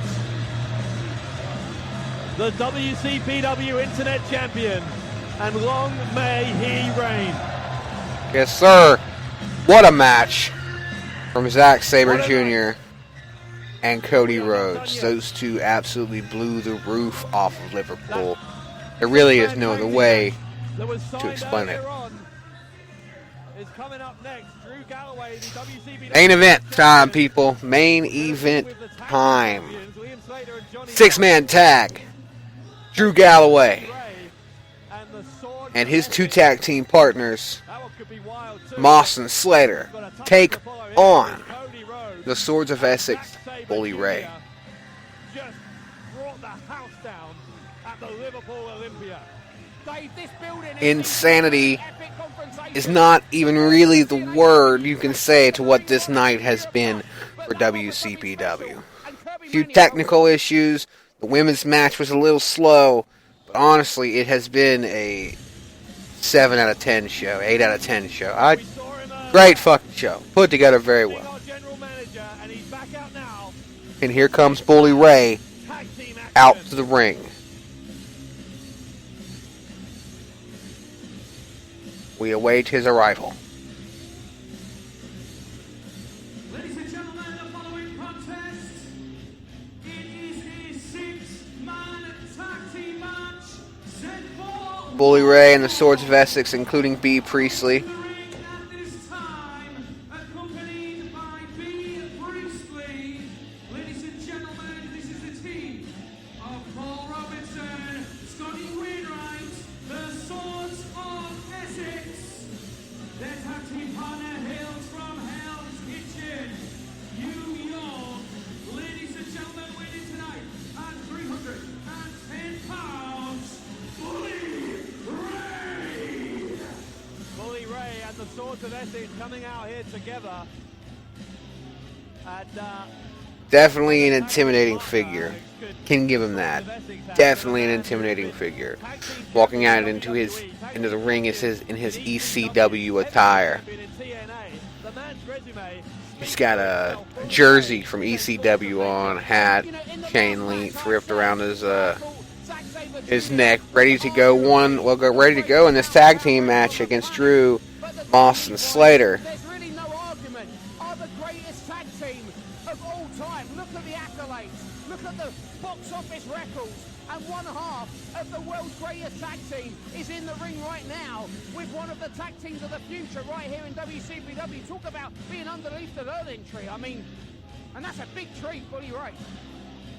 well, unfortunately, I'm not sure that Paul Robinson and Scotty Wainwright have the IQ to do much learning, but Bully Ray might find he hasn't got the best quality of students. We'll find out. If anybody throws anything near this ring, I'll come out there myself and kick your ass. Oh, gosh. Talk about red flag to a bull. Well, that may have not been the wisest thing to say. Bully Ray. Your father must be real proud of you, you sissy. Oh wow, that was bad. That was yes, sissy. I didn't realize we had taken a trip back to 1935. And you sissy, you throw like a girl, you sissy. And this crowd in Liverpool are not remotely impressed by either Bully Ray or the Swords of Essex. Here we go, ladies and gentlemen. Business is about to pick up. Here comes Moss and Slater out to the ring. Accompanied by Drew Galloway, supposed to be. WCPW Tag Team Champions, Liam Slater and Johnny Moss. Ladies and gentlemen, introducing their opponents. First of all, ladies and gentlemen, coming to the ring at this time, they are the WCPW Tag Team Champions, the team of Liam Slater and the Vigilante, Johnny Moss. So Slater and Moss at the top of the pile when it comes to tag teams here in WCPW, but the Swords of Essex are one team among many. To have really, We're going to be targeting them in the near they have future, really but fought to make it to the top of the mountain, the tag team division. I mean, it's not a huge one, but the people they were up against was what was so crazy. and that's what brought us to where we are with this tag team match. Here comes Drew Galloway, the WCPW champion. WCPW heavyweight champion of the world. Ladies and gentlemen, their tag team partner, he is the undisputed World Culture Pro Wrestling Champion, Drew Galloway! There he is, folks. Ready to destroy. Ready to maim. Ready to do what he has to do to put Bully Ray onto the mat for 3 seconds. Think about that. What these guys aim to do is they aim to put one of the other ones down on the mat for 3 seconds. Doesn't sound as difficult as you would think, but in reality, it's the most difficult 3 seconds of the entire experience. 6 men thrown into the mix. 2 men in the ring at one time. 1 winner.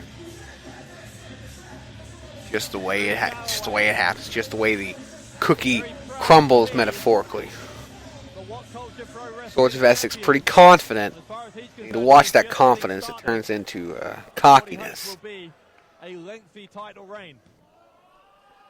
3 title holders in the ring now, the champion and then the 2 tag team champions against the Swords of Essex and Bully Ray.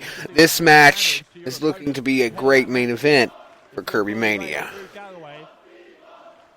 got to be thinking about what you can do to gain any kind of advantage ahead of that showdown. And think about some of the amazing new pairings that we're seeing in here. Never seen the Swords of Essex against Moss and Slater before. That's interesting. I mean, I don't know.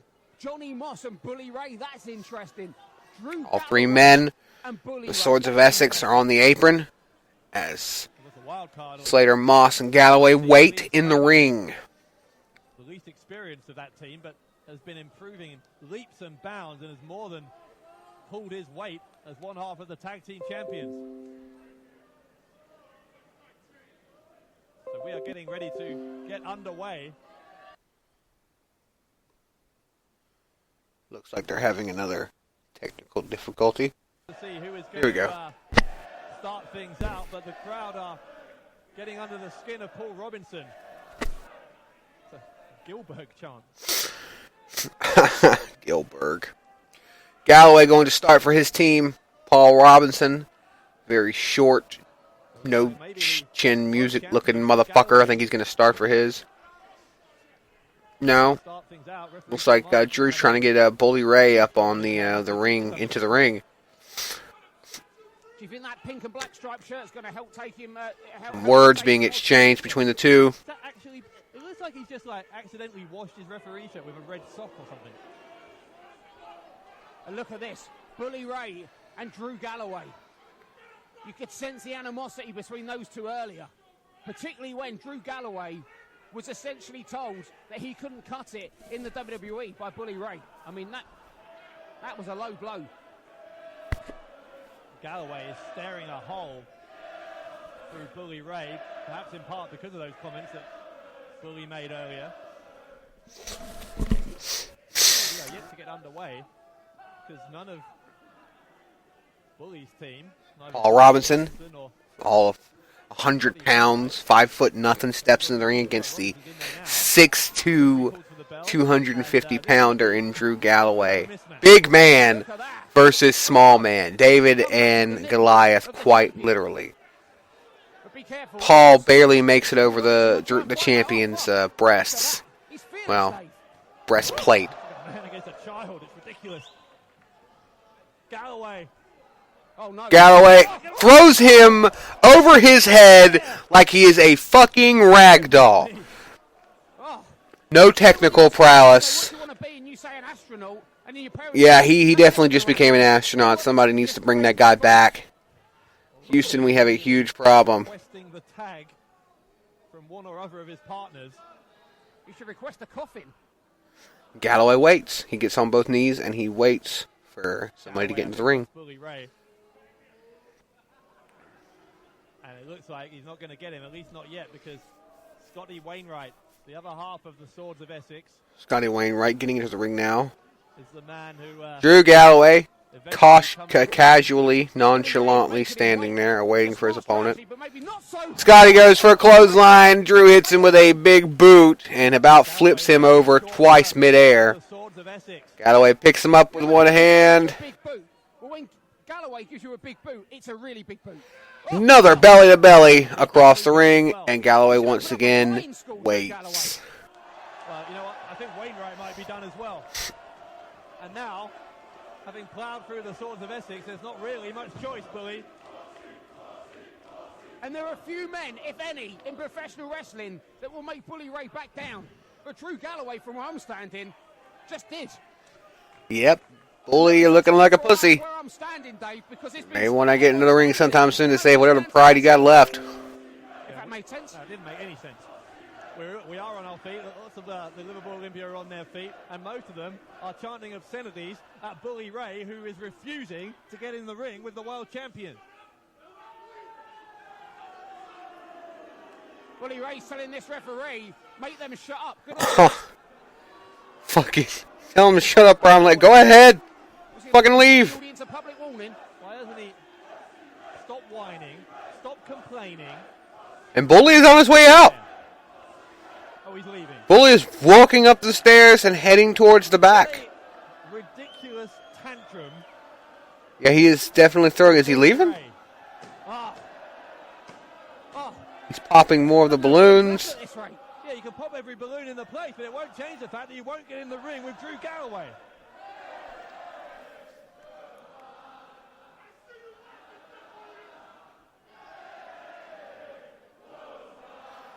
Bully Ray getting a lot of heat standing on the stage. Now he's heading back for the ring. Climb back onto the apron. And finally, he's back on the apron. He's about to tag Scotty Wainwright, it looks like. Dave Bradshaw, mind games. Mind games. It is. I mean, you don't spend that long in the wrestling industry and not learn a few tricks of the trade. And mind games, psychological warfare, Dave, is what it's all about. And look at those three men right now. They are frustrated. They want to get in. And Bully Ray is playing them like a fiddle. I didn't know when Bully Ray had employed you as his spin doctor. I'm not. I'm just... You're trying to spin cowardice as strategy. I used to like the spin doctors in the 90s. They were good. What? They were a band. Slater's been tagged in by his partner. Google it. Bully Ray now in the ring after Scotty tags him in. Slater was tagged in by Drew Galloway. Excuse me, I had a brain fart. Now Bully Ray gets in the ring. Slater being way smaller than Bully. Good wrestler, great champion, but definitely smaller. Bully has the advantage right now. He's stomping on the hands of Slater. Sending some big elbows. Standing over Slater. Really sending some heavy impact elbows into the face of Slater right now.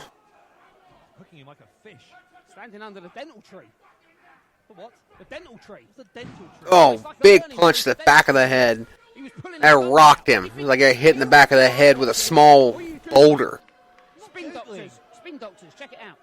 They did a song called Two Were you in Princes. that band or something? Bully Ray throws him back into his own corner. Looks like he's about to tag in Moss.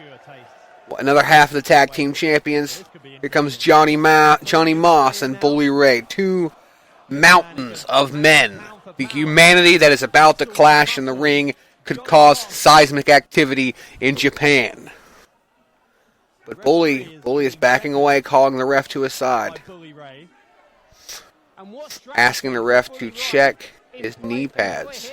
I mean, this is interesting. It's delay after whine after argument. It's pathetic, is what it is. Just say it, call it like it is. It's pathetic. It's not pathetic. I mean, who has done more in professional wrestling than Bully Ray? Very few people. Who has done less in this match? Bully Ray, all he's done is complain. They lock up finally, Johnny Moss and Bully Ray. Bully Ray puts Johnny into the corner. In there, he tries to leave. Ooh, big slap into the chest of Johnny Moss. Johnny Moss, all that's done is enrage the Cumbrian Man Mountain. Definitely a Cumbrian Man Mountain, as Dave likes to put it. We'll go for a chop of his own. Another chop into the chest of Johnny Moss. He's getting angry. He's getting mad. Setting a chop back into the chest of Bully Ray. 3 chops, 4 chops, running off the ropes, going for a clothesline, and Bully stops the momentum with a huge clothesline, knocking him about. Oh, he just spit into the face of Drew Galloway. What is his problem? Dave, psychological warfare. Drew goes to get in the ring, but Bully makes it out. When you are flustered, you make mistakes, Dave. I told you. And you question me, you question my logic, but there's no question in that. Scotty Wainwright got around got behind Drew Galloway, hit him with a drop kick. Sneak attack. Now both the Swords of Essex are double teaming Drew Galloway. The champion's down. Well, I think because the referee's not doing his job. Turn around, referee, for goodness sake. Oh. I'm here as a former British heavyweight wrestling champion to give expert commentary on what it's like to be in the ring. And the only exercise you ever get is running your mouth. Scotty Wainwright brings himself back into the corner, holding Drew Galloway by the arm in an arm lock. Paul Robinson comes off the rope, gets back in the ring, sending some very small-handed punches into the gut of Drew Galloway, the world heavyweight champion. Now sitting on the top rope, or second rope, as Drew is in the corner, choking him. Sending some big right hands into the lower back of Drew Galloway, really trying to work on that lower back, trying to break the temple down. And Galloway has Paul Robinson up for a spine buster, but no, Scotty Wainwright comes in the other half of the Swords of Essex, kicks him in the back of the leg, puts him on the ground, and comes back with dropping a knee into the face, going for the cover, but to no avail. Drew Galloway has just got double teamed a few times, and it's really taking its toll. The world champion. And as much as Wainwright is one of the lesser experienced men in this match, a knee drop to the Drew Galloway trying to come up with some sort of reversal, but he just can't keep his hands on Scotty Wainwright. Scotty tags in Bully Ray. Bully Ray behind Drew. Big elbow into the lower back of Drew Galloway. As Drew had held Scotty Wainwright in the corner, not knowing that he had been tagged out. Big right hand from Bully Ray, sending Drew into the mat. Not that long ago that he returned back from an injury. 2 broken vertebrae. Say it like it is, it's a broken neck. Another big right hand into the nose of Drew Galloway from Bully Ray. He just raked it back. What a dirty fucking move. On his return match. His opponents that night, by the way, sending some elbows into the chest area as Drew Galloway is on the mat now. Bully is trying really to destroy him. He just tags Paul Robinson in. Gilbert. Oh, and a chop from Drew Galloway puts Robinson on his arse. It looks like a shovel compared to the chest of Paul Robinson. Anyway, as I was saying, Joe Hendry, you could tell he was frustrated. He thought he'd never get to finish that war with Joseph Connors. None of us thought we'd see it. Johnny Moss coming in the ring now. Big chop into the chest of Paul Robinson. Then Scotty Wainwright. Belly to belly on Paul Robinson. He doesn't need to worry about being double teamed because he has enough man mountain to take any of these guys on.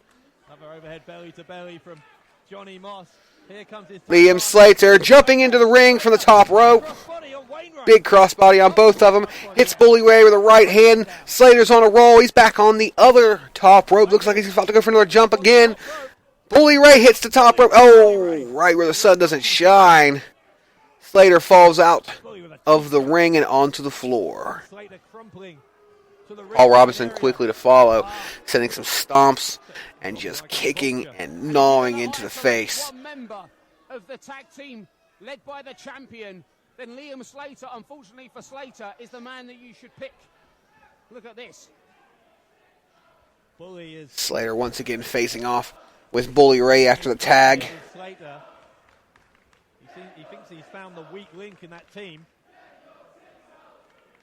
And it's certainly true that Slater could be in significant trouble after falling off that top rope a minute ago. Oh, Bully Ray imitating Hulk Hogan doing the "Can you hear me?" or "I can't hear you" thing. Big right hand again into the face of Liam Slater. Going for the cover. 1, 2.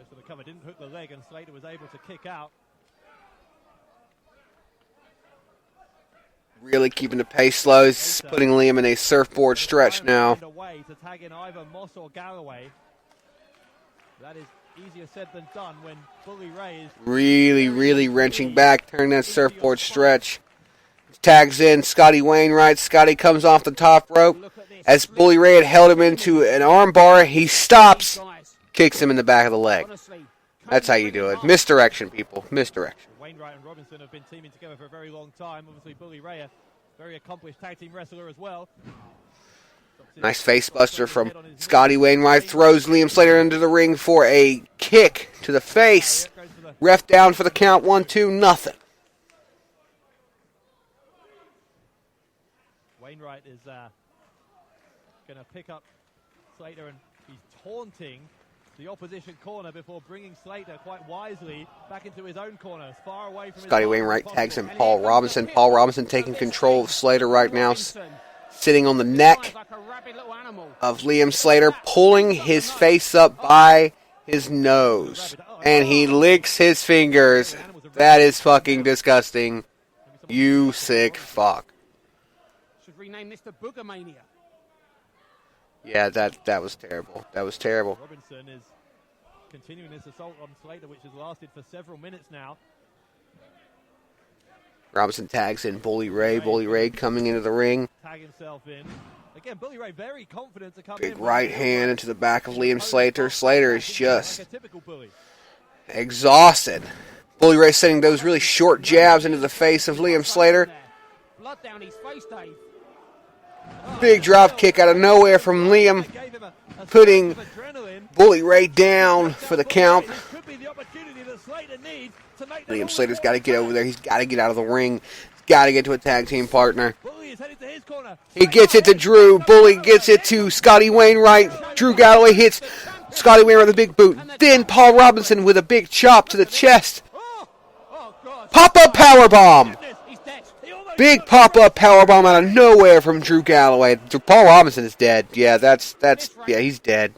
They need to just call a funeral procession and get him out of here. Scotty Wainwright sending some elbows into the face of Drew. Drew is able to send more back his way. He's got something for him. Another big elbow. 2, 3, 4. They're all about elbows in the UK. Lock up, but Scotty Wainwright is able to rake the eyes of Drew Galloway. Drew Galloway throws Scotty into the ropes, brings him back for a big belly-to-belly. Things are picking up here as Bully Ray gets in the ring. Drew Galloway one-on-one. Bully Ray. These two are unloading on each other, but Drew Galloway is getting the better and puts him in the corner, flicks off the ref as he tries to break it up. Drew Galloway gets out of the ring, gets on the top rope. Bully Ray gets out of the corner. And I think Drew goes for a big clothesline off the top rope. What an exchange, people. Takes down Bully Ray. Tuning up the band almost. Drew Galloway awaits Bully Ray to stand up once more. Hits him with a big kick to the gut. No future shock DDT as Bully Ray gets out of it. And he comes back with a shining wizard almost of a kick. Almost a 3 count there, but Scotty Wainwright was able to break up the pin. They have been there on point every time. Johnny Moss gets in the ring with Paul Robinson and throws Paul around like the ragdoll that he is. Scotty Wainwright comes in. Johnny Moss takes Scotty Wainwright and throws him around like the ragdoll that he is. I bet Wainwright never knew he could do a moonsault. Paul Robinson is biting the ear of Johnny Moss while he distracted him. Scotty Wainwright came in and used the backcracker maneuver, sending both knees into the back and plunging him down to the mat on Johnny Moss. Bully Ray is outside of the ring, exhausted. Liam Slater in the ring now, trying to take on both men to give his guy some time to get up and get back into this match. Paul Robinson throws Liam onto the ropes. Double drop kick. Looks like he kind of clipped Wainwright as well. Johnny Moss up now. He's got both men in his arms. Double German suplex from Johnny Moss. He suplexed to both of them at the same time. I mean, dead weight suplexed them. Liam Slater and Johnny Moss are the tag team champions for a reason, folks. WCPW tag team champions doing what they do best. Johnny Moss has Scotty Wainwright on his shoulders, Liam Slater on the top rope. Liam Slater stands on top of Wainwright to jump off him and land onto Paul Robinson. This could be it, folks. This right here could be the end of the matchup. Oh, Liam went to jump off the top rope to the outside to hit Scotty Wainwright and missed completely. No way! I didn't even. That's so. Bully Ray after the. Hold on, I gotta pause this thing. It was so fast, and I did the camera. I guess it was another tech issue. The camera was not on the match when it ended. After Liam had jumped out of the ring and missed, Bully Ray came out of nowhere, rolled in the ring, hit Johnny Moss with what looked to be a foreign object, and Paul Robinson literally put one arm on Johnny Moss for the pin to get the 1, 2, 3. Paul Robinson's tombstone. What a victory! That is. Tombstone nearly had to be made tonight the way he was thrown around the ring, but in the end he somehow ends That's up on fucking the insane. I cannot believe they ended it like that. Bully Ray, who now marches on to WCPW Lights Out, where it may be lights out for Drew Galloway's reign as WCPW Heavyweight Champion of the World. Big win for Bully Ray and the Swords of Essex here in the Liverpool Olympia. But Slater is a mess. What? It was a good match. I think that was the end. The end was kind of shit, though. I will be honest. I didn't really like the end. But I guess more because I was wanting Drew and him to win. On course to win this until Bully Ray brought that chain into play. Yeah, foreign object, use the chain. What a fucking dick. And you know what this means, Dave? There is no question now. Drew Galloway, Bully Ray, is just around the corner for the title. Anyway, let's shift gears here as these three make their way to the back. It is time now for our main event. Oh, I'm sorry. That was not the main event. Excuse me. Call it a double main event, though. That was a really good fucking match, except for the end. I wasn't a fan of the end. Not even under contract, but he's going to have a fight, and it will be a fight with Joe Hendry. That's coming up next. Next up is the actual main event. Joseph Connors, Joe Hendry, 1-on-1. You can hear the music playing in the back. The crowd has hushed. Lights have gone down. Can you feel it in the air? It's the match we thought we'd never see again in a WCPW ring, but this time it's no holds barred. Ladies and gentlemen, the following contest.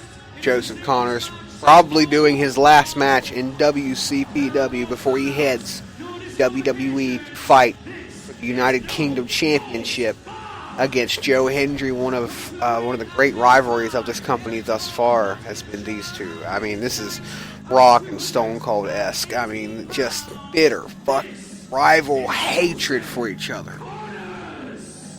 Well, Joseph Connors, to say he's unstable is an understatement. So volatile, I don't think he even knows what he's going to do. He said earlier today that, or tonight I should say, that no one tells him what to do or where to go. I assume he's referring not only to WCPW but to WWE as well. It's well known that he's recently signed with them, but he doesn't seem to care. He's here anyway. His hatred for Joe Hendry has pushed him to a place, and it's a place where he's willing to risk everything, even that huge contract he's just signed. But let me tell you, Dave, that hate is reciprocal as far as Joe Hendry is concerned.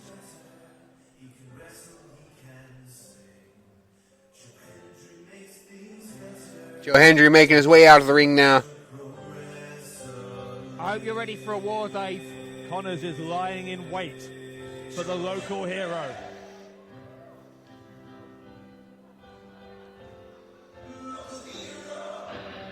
His opponent hails from Edinburgh, Scotland, and weighs in at 200. He doesn't even make it down the ramp, folks, as this pops off early.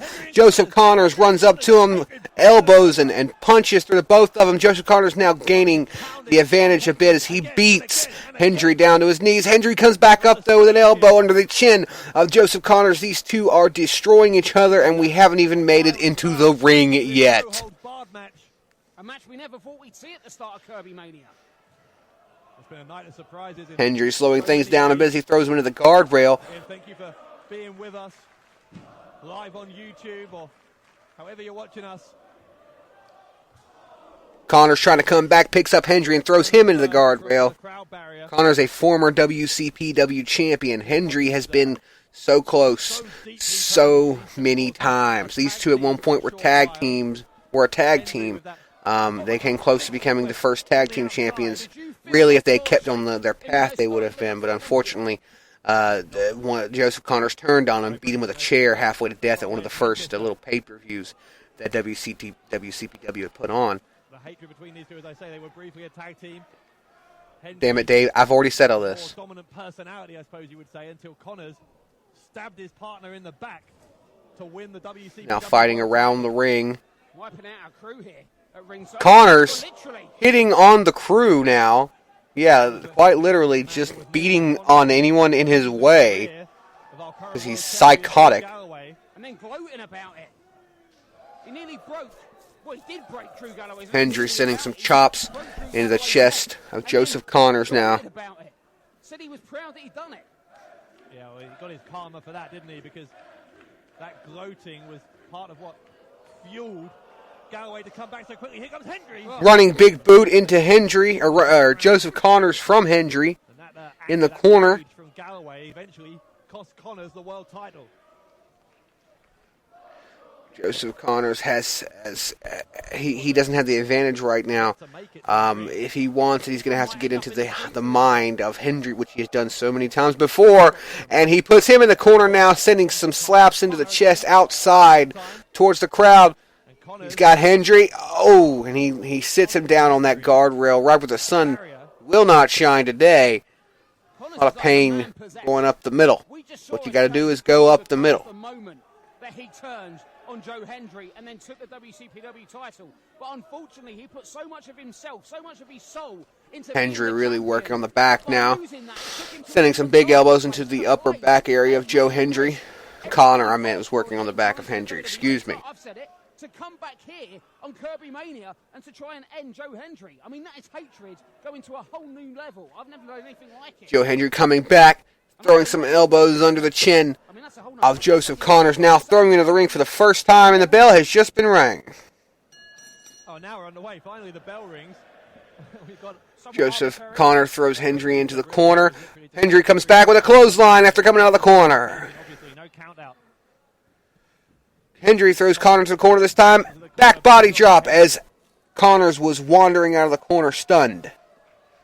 And Hendry really trying to take advantage. Now he's not letting his guard down. A lot of fire in him tonight.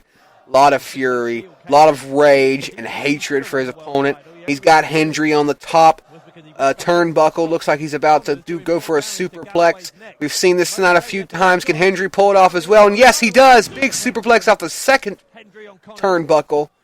I wonder at this point whether Connors is questioning his own wisdom Connor should be questioning his own wisdom. I mean, honestly, he's picked on Hendry on the wrong night, and now Connors has put Hendry back on the top turnbuckle again as he climbs up. Looks like he's going to go for another superplex, 2 in a row. He's going to the well too many times. Connors is going to catch it in just a second. I'm telling you, but he lands it this time. Another superplex off the second turnbuckle. He is destroying the lower to mid-back area of Joseph Connors right now. And it looks like, yes, Hendry is going for a Three Amigos-esque superplex. Again, he's got him on the top rope. He's going for it. There's a lot of rage. Connors is trying to block it, but Hendry's coming back with those big right hands of his. He's stepping onto the second rope now. He's putting that arm over his head. He's about to get ready for this third superplex. Can he pull it off? Can he do it? And yes, he does. 3 superplexes now. And look at the pain etched on the face of the former champion. Pain, excruciating pain. Gnashing of teeth. Hendry's smiling. Don't get too cocky, Hendry. This is the closest you came to beating Connors in a long time. You don't want to ruin it by getting cocky. A sadistic smile because Hendry, this is all 4 corners he's hit with these superplexes. He's on the final one. I'm telling you, went to the well too many times. Here comes Connor fighting back, trying to block it. He may be able to do it this time, and he does. He throws Hendry off the top rope. Here comes Connors. Looks like he's going for some sort of splash, maybe a clothesline, crossbody. But Hendry catches it. Hendry catches it. He's going to go for that freak of nature, and he doesn't land it. He does not land it. Joseph Connors grates the eyes. Sit down powerbomb from Joseph Connors, but to no avail. He only gets the 2 count.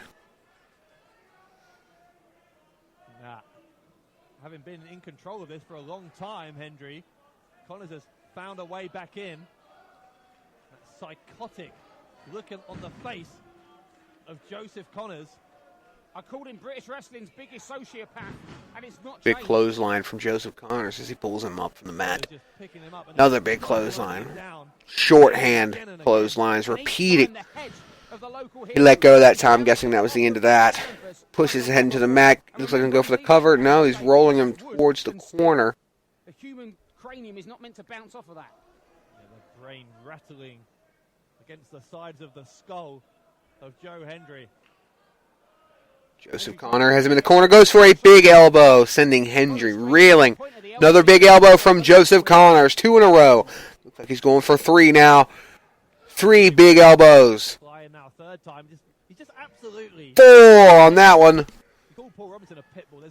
5 on that one. Hendry's just taking him, and he's got nothing to put out right now. 5.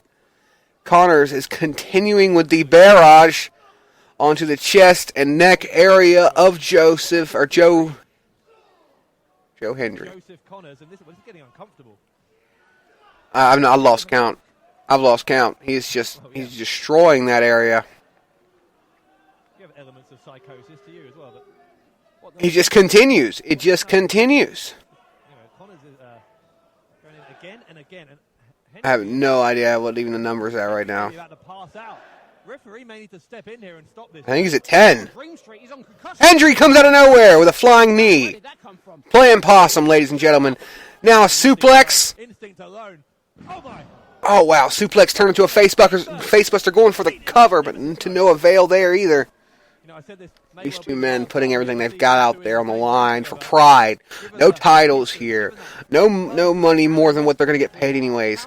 They're putting out everything they have on pride. These 2 have met in the ring several times, and Hendry has never been able to avail himself. But even when Connors won a few those times, there was always the stigmatism. Well, he had help, he used a foreign object. Both of the men here in this ring generally want to fight each other to the death, and it's one of those fights like you just expect to see, at the end of their lives. The other one's arm around the throat as one of them is pulling a couple of punches into the gut. It's just a fight that will go on till the end of time. These 2 men will be those 2 in the ring when the apocalypse comes. But right now, those 2 are sending punches back and forth. These 2 men are so easily matched Evenly matched, excuse me. Here comes a clothesline from Hendry. 2 clotheslines from Hendry. He's trying to come back. Big back elbow. He comes off the ropes. Hendry goes for a clothesline, but he dodges. Hendry throws him onto the ropes. Hendry goes back with a neck breaker, putting Connors on the mat. On Connors. Hendry has him now. Connors takes him down. Hendry went for DDT, but now Connors has him for the roll-up. 2 count. Tried to tie him up, but Hendry found a way out. Big DDT! Big DDT from Joe Hendry. Joe Hendry going for the cover. 1, 2. And Connors just about gets out. And that was interesting there. Hendry hit that DDT, and his body has said, that's it, stay down. But his mind, you could see him dig in deep, just for enough for that cover. Hendry battling exhaustion, both physical and mental. He's already fought 1 match tonight. In the tank to put away the man who has tormented him, Joseph Connors. It will be the man with the most iron of wills. He went for a powerbomb, but Joseph Connors was able to reverse and get off of him. Oh my God, big DDT off the top rope. 2 count, 2 count, 2 count after the cover. I'm on the edge of my seat here. Both of these guys completely exhausted. And look at Connors drooling at the mouth, Dave, at the prospect, the thought of inflicting more punishment and more pain on his most arch rival. I mean, like, you know, the Batman had Joker, Superman had Lex Luthor, and Joseph Connors has Joe Hendry. Joseph Connors going for the special mover of Joe Hendry, but he's not able to do it. As Joe Hendry reverses it, throws him into the corner, catches the leg as he went to hit him, and Joseph Connors tried to reverse it. He's got him in the ankle lock. He just put Joseph Connors into the ankle lock. He's got it locked. He may have learned that from Kurt Angle when he faced him, but Connors is able to reverse it. Joseph hits, Joe Hendry hits the freak of nature. Oh my God. Folks, I'm on the edge of my seat here too. I'm trying to call the action and give you guys a live reaction, and it's just so hard to do at the same time. They are trying to keep each other within the confines of the ring to find out once and for all who is the better professional wrestler. And right now, Dave, I can't tell you who it is. No, really you can't. And these two are just everything out there. Hide the frustration, but he's got to be annoyed and even worried, I guess, at the fact that the freak of nature was not enough. Oh, it looks like he's going for the righteous kill DDT that Joseph Connors does on everybody else. The move that disabled Drew Galloway for months. But Connors was able to reverse it. Connor comes off the ropes. Hendry hits him with a big drop kick. And Hendry is going to charge. Joe Hendry charges him, and Connors hits him with a double foot stomp from the corner. Connors finds a way up to the top rope. He's going to try and put an end to this once and for all. Not this time, as Hendry comes up with a big elbow into the chin. Hendry has it. Looks like he's going for another superplex, a 4th and final superplex. Jesus Christ. Really digging to the well. Wait. No, hold on a second. Not a superplex. Looks like he's going for it. Freaking nature off the top rope! Freaking nature off the top rope! Oh, but Connors rolls out of the ring. No pin here, folks. That'd have been the end of that. Happenstance for Connors, but that would have been the end of that match. I say good news. How can it be good news when you've just been freak of natured off the top rope? Physically, the damage was done to Joseph Connors, but mentally, more damage may have been done to Joe Hendry because he's just hit the heavy artillery, the biggest thing he could do, the freak of nature off the top rope, and he wasn't able to score a pin because Connors rolled out. Oh, there we go. And now he's got a chair. Remember, this is no holds barred, no disqualification, and Connors is going to try and if a normal move won't do it, maybe it's time to bring in some. Ooh, chair shot from Joseph Connors now. We knew it was no holds the chair has been brought into the ring. It is no holds barred by nature. These guys kept it. Like he's coming, bringing back old memories. Another chair shot. Oh, wait, no. Hendry gets that ankle locked in again. He grabs the leg, and he's too far from the ropes. Connors is going to have to get to those ropes to break it. There is no other way except for shifting his weight. He's trying to, but Hendry is blocking it. He taps! He taps! That's it! That's it, ladies and gentlemen. He taps out. Joe Hendry beats Joseph Connors because of the ankle lock. The same move that was used to tap him out months ago when he went up against Kurt Angle. Joe Hendry has finally slayed the demon that has been Joseph Connors. Unbelievable, Dave Bradshaw. He has been a blight on Hendry's career. It was a great match. For the past few months has Joseph Connors. But tonight in Liverpool, on what may be the last time these two ever go one-on-one, Joe Hendry. That was a great fucking match, people. Against Joseph Connors. A huge night here in Liverpool, but the local hero ends up victorious. For Alex Shane, this is Dave Bradshaw saying good night. Yeah. Kirbymania. So that is the end of Kirbymania, folks. What a show. They definitely put on a great show.